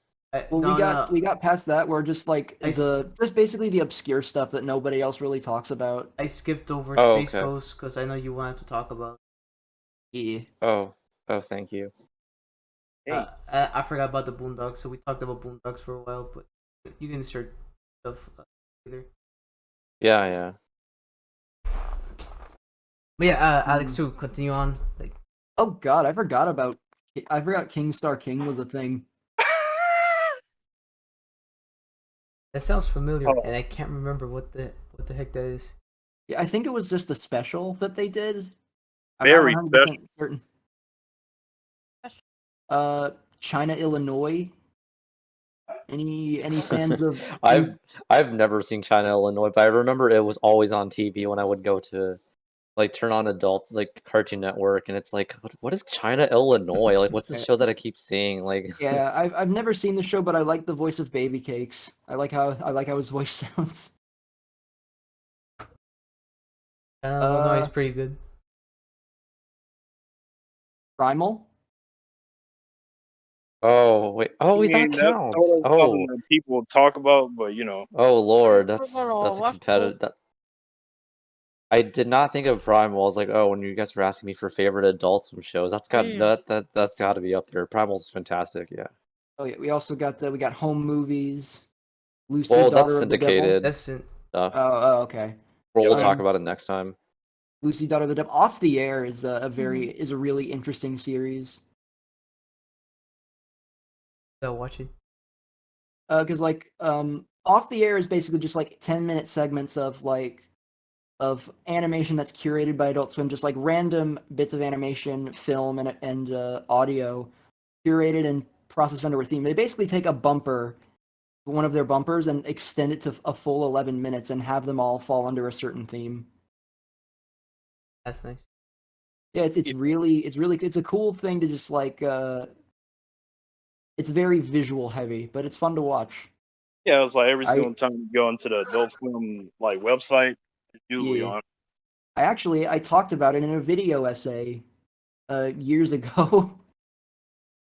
I still really enjoy that. You know what? I'll send that to you to link my Adult Swim video essay. Okay, just like Yeah, send a link here. will do. All right. Wait, just keep it short. Cut to me. Well, Alex and Menace, say something. Oh, he left. Oof, that was me. I just cut to me then. So shows no one talk about is I'll just bring up Lucy Daughter of the Devil just because I saw it recently and it's like pretty funny. Right. Surprisingly well written, and it's a shame that it only has 8 episodes. It could have gone way longer. I feel like it could have gone way longer. Yeah. They can't go wrong with H. John Benjamin. Oh yeah, true. Yeah. Yeah. What? Brandon. And then Committed suicide. another one that I think that got mentioned before in previous podcasts, the Shivering Truth. Ooh yeah, the Shivering Truth is cool. Oh yes. I also watched that recently, and it's like it scratches that Xavier Renegade Angel That's pretty It much totally the same scratches character. that Xavier itch. but like not the same degree, but it's almost there. Yeah, I mean it's got like the same voice too, and I think he's the creator as well, the Yeah, voice the of same Xavier. creator, too. Yep. Yeah. It definitely has like that energy to it where it's just complete it's like total nonsense, but in like the best possible way. It's great nonsense. Oh yeah. Oh, Metalocalypse. Anybody? Oh, no one mentioned it. I never heard. Oh yeah, that was a show I've. Wait, what? No, I've never heard of. Oh, I was like, you never heard of it. You never heard I've of heard about it, I've just never seen it. I love Metallica. Metallica I the need to- series? I wish- I haven't seen Metalocalypse, so I'll just very quickly say I do remember what I think that this is funny because it's not related to the show, but the biggest memory I have with Metalocalypse is like this old like cartoon rant video on YouTube from like 2010, Whoa. maybe 2009. It was like top 10 reasons modern Adult Swim sucks or something, which is really funny because it's 2009 or 10. And like I think one of them was like, or top 10 reasons Metalocalypse sucks or something like that. Yeah. And it was this, and like one of the reasons was like the name is a ripoff of Metallica. Oh, Dude. And that's like to this day, whenever I think of Metalocalypse, I just think of that one person who just got really angry about the show because the name sounds like Metallica. Oh my god. Damn. sounds like Ben the Looney. It was it was like a slideshow video. There was no narration. It was like had like it's like a slideshow with like music. Typical late 2000s YouTube. Windows sounds like Windows Movie Maker masterpieces. sounds very on par with like security system takes control of Squidward's house. And, Yeah, pretty much. I don't have anything else to say, so move on to Pale. There's Oblongs? Diablo. Well, that's syndicated also. Trust me, we'll Baby get to Blue? those. We'll get to those That's syndicated. next week. Next week. Next week. PJs. Syndicated. Wait, is that Adult Swim? That was a Fox show. That was a Fox show. I thought it was a Yeah. Fox Oh, show. it is? Oh, dang. Whoa. Yeah. The Drinky Crow Show? Oh yeah. I thought the style was interesting. It was like a, It looks like Like a- vinyl figures in a way. yeah, like 3D, but it's got kind of like a old Cell tiny. shaded look. Yes, I dig it. I remember seeing it before school. Again, that's another show I saw. I think in the the full morning. show is like on Adult Swim's website for free. There's Oh. actually heads up to anyone listening. A lot of Adult Swim shows, like some of the more obscure ones, are just straight up available on Adult Swim's website for free. So Yep. Space You- Ghost For that also. one show, Yeah. Minority Team, I think. Minority Team.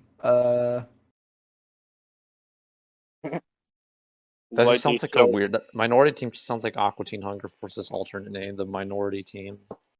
Yeah, except like it sounds, it basically has a bunch of superhero stereotypes. That's it. It had like really terrible animation. Oh boy. Yeah, all of Fully Cooley is on Adult Swim for free. Oh yeah. Cool. I should watch it from there. I keep forgetting to rewatch Fully Cooley. It's been a while since I've seen it. All right. Anything else, Pale? Mary Shelley's Frankenhole. Just because it's a stop motion thing, I'm like, I've never seen it. I remember like wanting to see it as a kid and I didn't.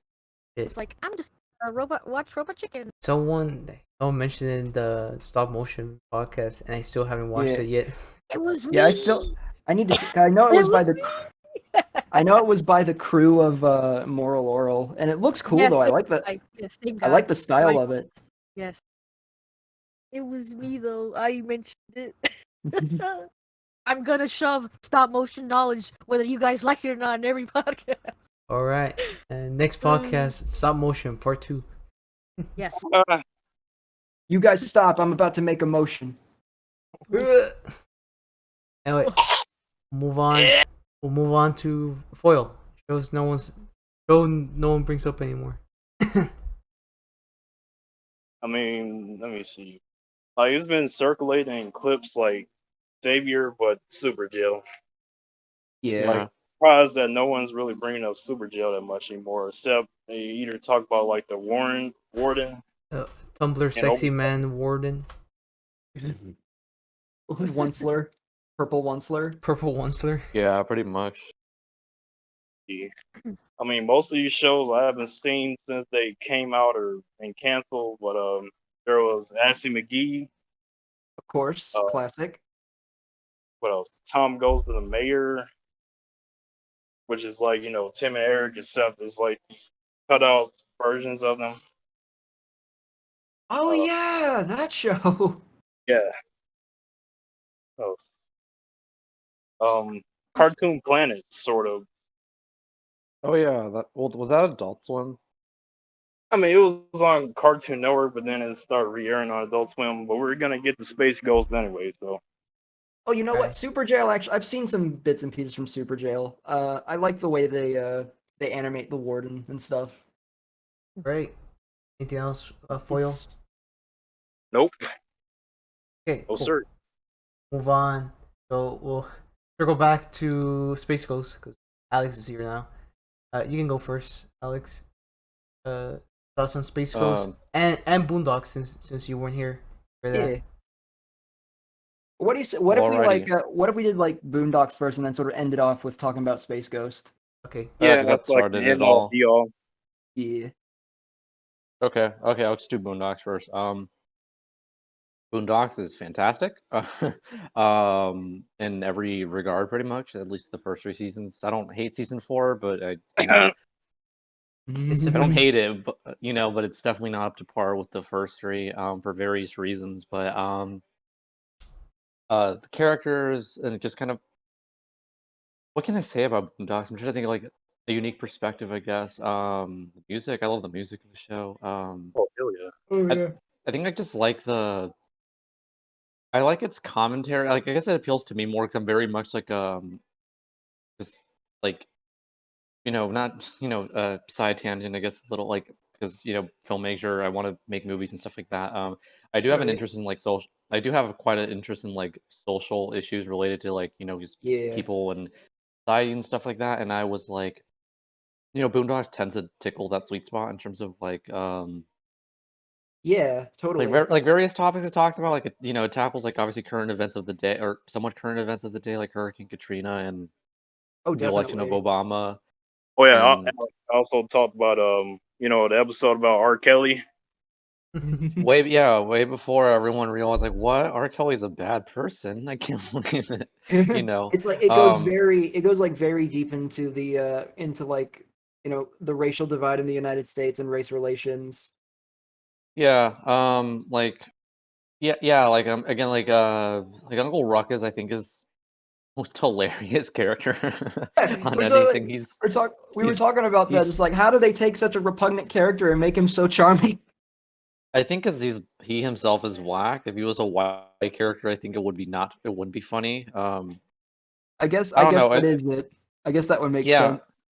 yeah. Like, Because it's like sad because there's that whole episode with his backstory. Like, that's the thing about Did I just catch Boondocks. you having fun?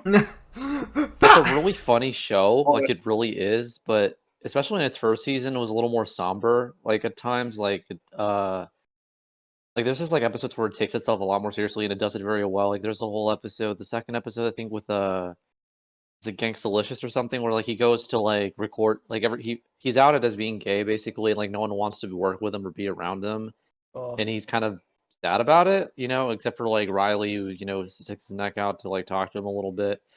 Um the season 1 finale where the inmate's about to kind of is on death row and Huey oh just yeah, kind of that hit feels hard.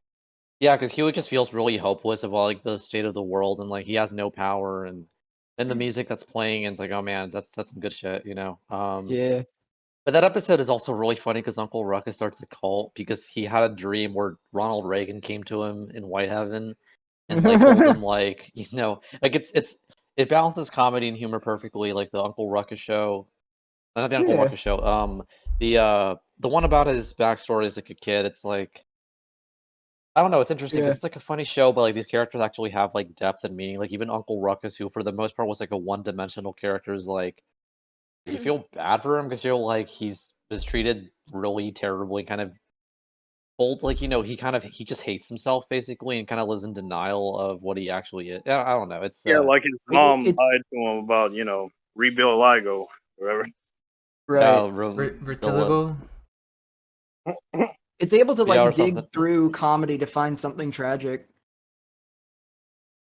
Yeah, pretty much. It's not just like better than other shows that are more known for their comedy, like Family Guy, for example, where it can be serious, but it's not really its strong suit. Trying to be serious. Outside of a couple moments, or like South Park or Simpsons does that pretty well, but There are I some don't know. like Yeah, points. There are some like points where like like the metaphor that they're going for kind of hits you like, "Oh shit." Right. yeah, it hits really close to home in terms of like, oh, I know exactly what this is like about, or oh, I relate very much to this character's feelings about this and that, or Yeah. it's a really smart show, and I love the art style, and I don't know, Boondocks is just cool. I love it. It's one of my favorite shows. Oh yeah, Praise the the white smartest shows never want to present themselves as such. Yeah. Wait, I'm done. You guys can move on to the no, next person to talk about Boondocks. no, we Oh already no, talked. We already talked about about the Boondocks. Go yeah. with Space Ghost. yeah. Oh, we're Oh, That and then we're gonna end it with you weren't how we here. discovered Adult Swim, right? Or Yeah, did we do that? that's ooh, where yeah. we haven't gone to that yet. Shows we lost. We were waiting. We basically skipped over Space Ghost just for you. Oh, what's Oh, I was gonna say what's oh thank you. I was gonna say It's what's the shows we lost, or did we already talk about that?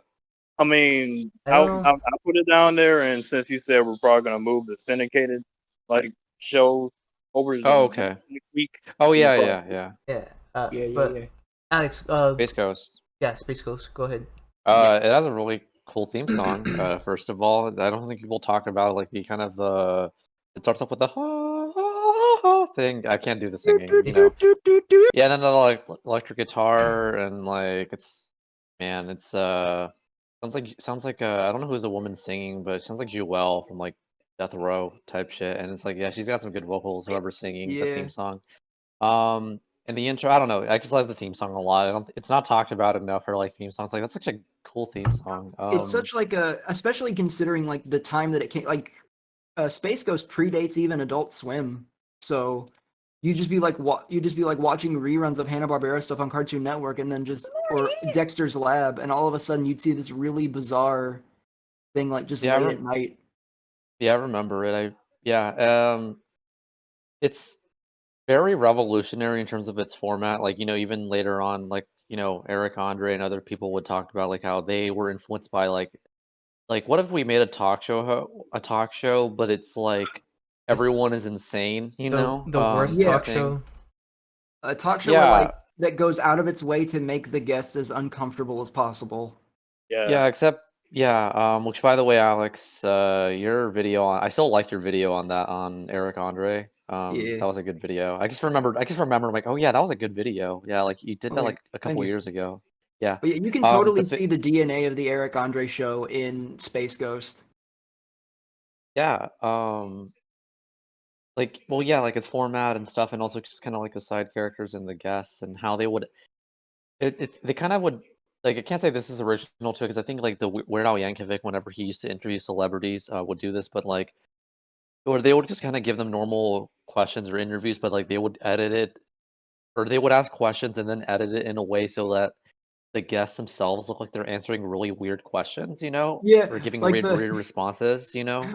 like the Dennis Rodman Eric Andre, but who's like, have you ever had sex with someone while they were asleep? And they just have Dennis Rodman go like, yep. I can't tell if that's like a cut. They just like intentionally cut away to It's make him hard say to that. tell. I can't imagine they would have been allowed to do it because I feel like Dennis Rodman's That's like lawyer would have come in at that point. yeah. I don't know, but yeah, they would do something like that, like sort of like Weird Al edit interviews to make them funnier. Yeah. And sorry, here people. What the? From Foils and but no, yeah, well, I don't know. I don't know what else is. I feel like I had more to say about Boondocks, but no, but it's just its format, very revolutionary, kind of again taking old Hanna-Barbera property and make it into something new and with a modern sort of ironic twist to it, which There early was Adult like Swim was basically that, you Yeah, know? there was like nothing like that at the time because like even the concept of a reboot was still kind of was still a fairly foreign concept. Yeah, well, is it? Well, I mean, yeah, kinda. Yeah, it was Like just because like like people wouldn't really talk about like remakes and reboots back then. They would just have the a filmmaker would just sort of do their own thing, like Carpenter's is the thing instead of like calling it a remake or something. yeah, I'd also would argue it even predates like this whole South Park thing of like low budget animation type stuff of like it's So less they're like a about the animation and more about the dialogue. true. Beavis and Butthead you could argue probably because that's kind of cheaply made and it was really popular, but I feel like you know it did way more than Space Ghost or South Park where they just kind of move around on like little like you know Right. Well, like little Space rigs Ghost or was also whatever. like wasn't Space Ghost like also Recycle digital. animation. It was recycled animation, but wasn't it also digital? Or Yes am and I no. misremembering that? Probably They would take old later. cells from the show and like they would Scan just them like in. reuse them and like move them around and stuff like that. I think later on it would be just completely digital, but it predates again the whole like again I credit South Park for the whole like, oh, we can make an adult cartoon with like no money and just Just make it like about the streamline. dialogue. Yeah, just we're able to like streamline the process so they can just like pump out an episode in 6 days. Yeah. Also, I like how they had like Gendy Tartakovsky and like Craig McCracken, Mike Judge, like animators on it. Like it was, kind of give a little nod to like, most talk show hosts are not inviting animators or people in animation unless it's like Walt Disney or something if he was alive, Seth Right. MacFarlane. But they were like inviting like Cartoon Network's own people. It's like, hey, Gendy, you made Dexter's Lab. Would you want to come in and do an interview with us? And Right. I don't know, stuff like that. Like that stuff was cool. Just like a talk show, but like with an kind of showing some love to animation and stuff like that. I don't Yeah, know. or it's It's also cool. probably because they just had access to him and like because at the time wasn't it that like Space Ghost was like a passion project that they didn't really have any budget for at the time. Yeah, they just did it because they wanted to. Which it's so crazy that like this little experiment was able to just grow into this massive empire. Yeah, it turned into Adult Swim because they're like, hey, we can make a whole block about stuff like this. And it's still like even years later it's still like going really strong and it's becoming more and more integrated into the pop culture zeitgeist. Yeah, like there was an Adult Swim TikTok trend a couple months ago. Oh yeah. What I don't was know it if you've about? heard of it. I don't Oh, it's watch basically people TikTok, would so I make don't. their own. I mean, it got posted on Twitter around and Instagram Ah. and other stuff like that, but basically it would be like basically people were recreating their own Adult Swim, making their own Adult Swim bumpers Oh sweet. to the tune of what's that song called that all these bumpers use the exact same song. It's like whoops, let me find it. It's called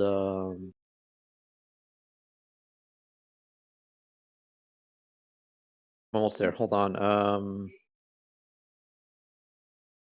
Running Away by Vano 3000. That's the name of the song that all these videos use. And I don't know, it's cool. I don't know, like 20 years later, like you get this thing. You have people who've never seen Adult Swim somehow, because I don't know why, but Oh, who are that like, song. yeah, who are like finding out about Adult Swim because of a trend online. Like Yeah. like People it's who see that still are like, like, "Oh, I should tune in and see what and check this out."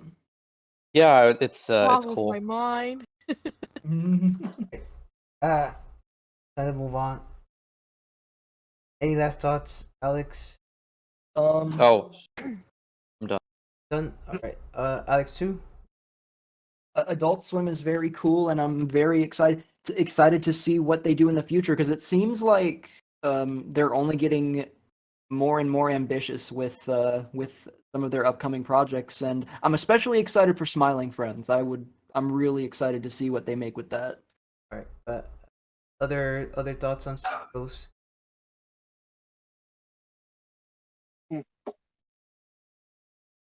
Uh, Not much I can say. There's a really good Alex Jones edit where they put him into Space Ghost, and it's really funny. All right. I'll keep my word. It's just the first season of Space Ghost.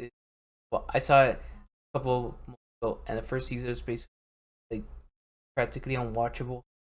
I just wanted to Whoa, time quit out it. there, buddy. I wanted to quit it right there in the first season. Wait, what season? What show?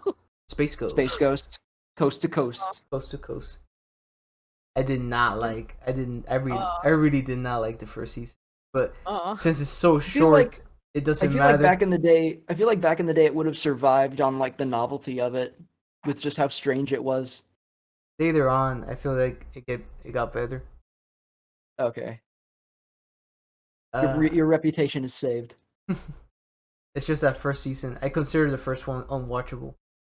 And then the title sequence is like weird, epileptic, seizure-inducing Yeah. title sequence. That's part of the charm of it. Yeah, it feels like it was like it really did emphasize like you've never seen anything like this on TV before. Other than that, I got nothing else to say. So move on to Pell. Pell, your My brain went. What are we talking about? Space Ghost, Coast to Coast. I have nothing to say. I'm sorry. All right, move on to Royal Foil. I mean, most of you guys pretty much said. I mean, let me see. Oh yeah. My brain is just broken right now. But yeah, you mentioned Mike Judge and Craig McCracken. Those are probably like one of my favorite interviews because I started watching Space Ghost on YouTube and Cartoon Planet. Yeah. And there's also like the one with Triumph the Insult Dog, which was really funny because this is part was like um Space Ghost sniffs his ass. yeah, it was like up the dog's ass or something like that. Yeah, okay. I'll fly over Wait, right now. Wait, what? Wait, what were you saying? Oh no, the Space Ghost just agreeing to sniff Triumph's ass. Oh yeah, but I think that it's a good show because of how it pioneered most of the shows that came afterwards because it has that weird vibe that kind of carried over to like the Brock show, excuse me, Aqua Teen Hunger Force, all that. And sorry, I can't really think right now. You can probably just move on to the next topic. All right, cool. Last topic of the day. The how you discover Adult Swim first place. We'll go with Foil. Okay, so there's like many different times, like different situations that I like to talk about where it was a certain show that I saw and it was the most awkward experience ever. Going Like with him. first time I saw like Adult Swim was it's either Robot Chicken or Boondocks. This was probably like 2005 or something like that. And my parents would just say, "Okay, since you've been good today, you can probably watch some TV with us for a little while, then you can go to sleep." Whoa. Cool. The ones I really like to talk about is like the experience I had when I saw the Kogoff the Barbarian pilot. Whoa, sick. Like what happened was that this is like 2006 or something like that, and I had like my grandparents that were staying over for a little while, and my folks are like, "Oh, hey, look, Pee Wee's on TV." So okay, let's change the channel to that. After Pee Wee went off, that's when Kogoff the Barbarian started coming on, and Nice. from that point on, every single time they will come by, we'll just put on the Western. So, Your folks sound very old school. What the? I was saying your folks sound very old school with the 80s stuff and westerns and whatnot. yeah, like I It's said, crazy to think of 80s as like really old school. I mean, Well, it I doesn't. don't It know. is old school to us, but like in the grand scheme of things, it wasn't too long ago. I mean, it doesn't seem that too long ago because all these reboots and stuff that happened. Like, got Jim, Yeah, you know what? That's true. Transformers, My Little Pony, bunch of '80s stuff that's being rebooted. all the cool, Yeah. all the cool shit happened in the 80s. Yeah, the 80s were 40 years ago. Wait, what's going on in the back? Oh, Wow. Anything else to I add? cannot believe Foil. it. oh yeah. Like, there's a couple of shows that I used to watch. I mean, not used to watch, but watch now that I probably watched once and I didn't really care for it at the time. Like Savior, where it was the episode about the. Let me see. Xavier Snake Hand had ate the babies. Of course, And of I'm course. like, I just don't want to watch that show anymore until years later. And you got Super Jail, where it was probably the worst episode I could even start on. And it was the one about the girl whose name was Cancer, and then she dies at the end. Oof. Damn. Like that was a pretty depressing episode. All right. But yeah, that's pretty much it. Yeah. Cool. On to. I think I might have to go ahead because I might need to get off. All right. Go ahead. Go ahead, As far Alex. as far as like how I discovered Adult Swim, my relationship to it was like very similar to a lot of kids' relationship. It was this thing I saw ads for it where it's just like with the adults around the pool with like the I don't remember what the name of the song was, but it was like the original like Adult Swim theme, like all kids out of the pool. Yeah, Dust Decode by Dust Devil, whatever. Yeah, it's like Yeah. the dun dun dun dun dun dun. Yeah, which is a And- remix. It's like a remix of it's a Tito Puente song. What's it called? Mambo Gallego. Yeah, Ah. really. It's also a good song. You'll Yeah. hear it and you're like, oh, this is literally the Adult Swim thing, just Yeah. with a hip hop beat. Oh, totally. And but for the longest time, like the relationship I had with Adult Swim, because it would just be like it would be late at night or like getting really late, and like on the few nights when I was like when my parents hadn't thought to come tell me to like get in bed or anything, I would like be channel surfing, and whenever my parents would be out of the room or something, I would like click through and see like the Adult Swim logo with over like Futurama reruns or an ad for Lucy, Daughter of the Devil, and like all these little things, and able to get like these small glimpses into this like mysterious thing. It was just like this unknown entity to me for the longest time, and had this weird mystique to it.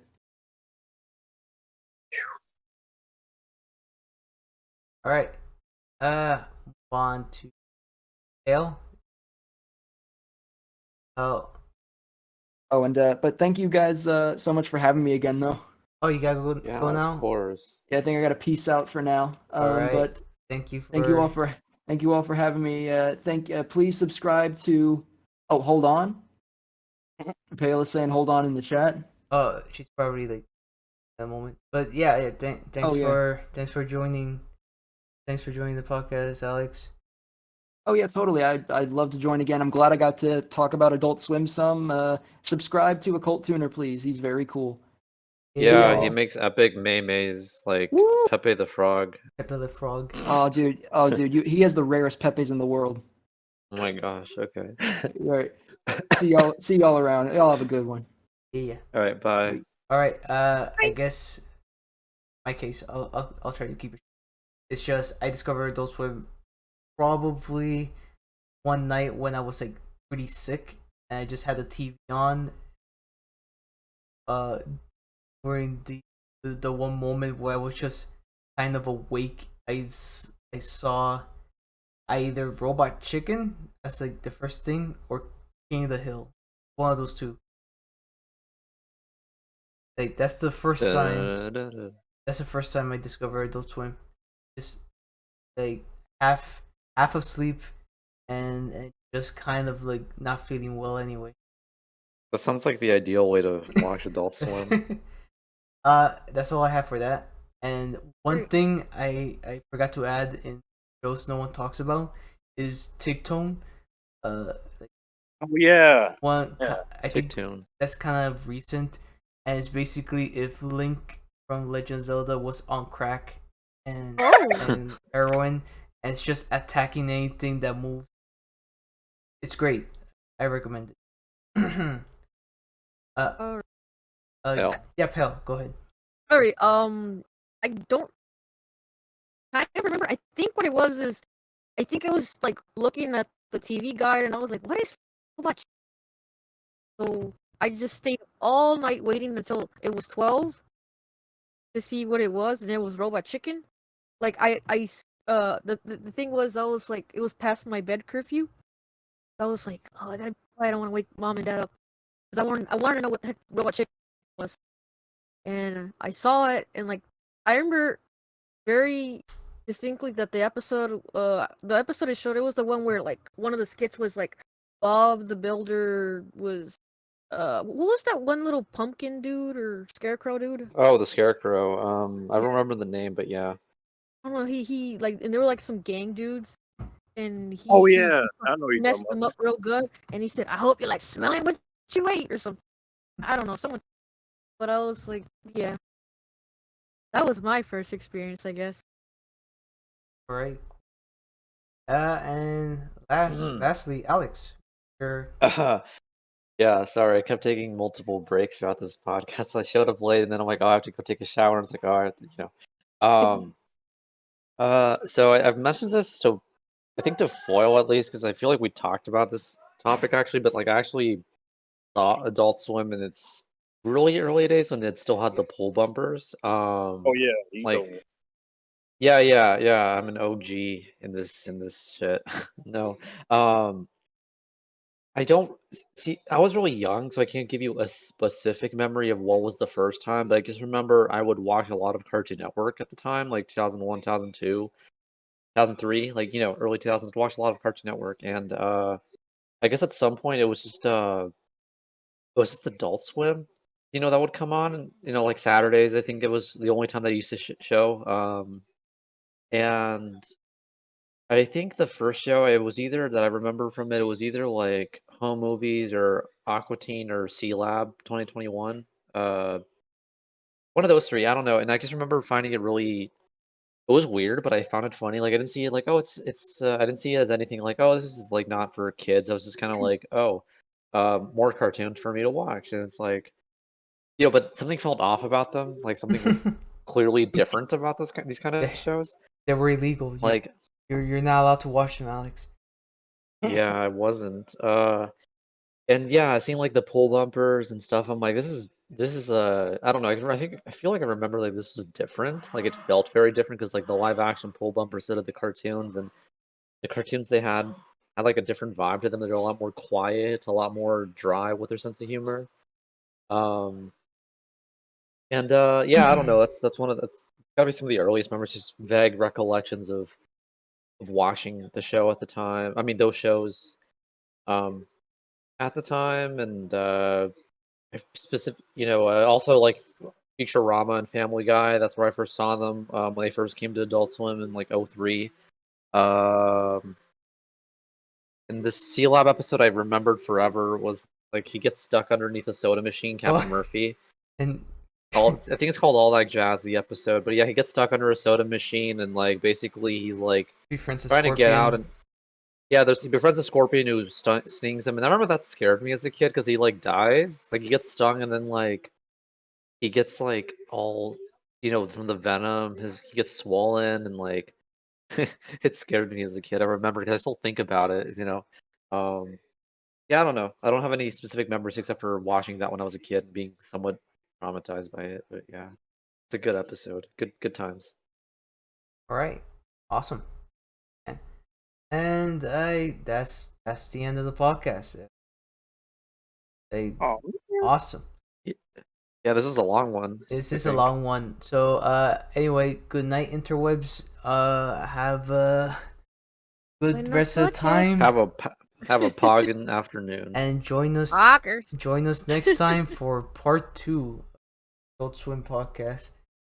Big Bye. thing, See ya. Bye. motherfucker.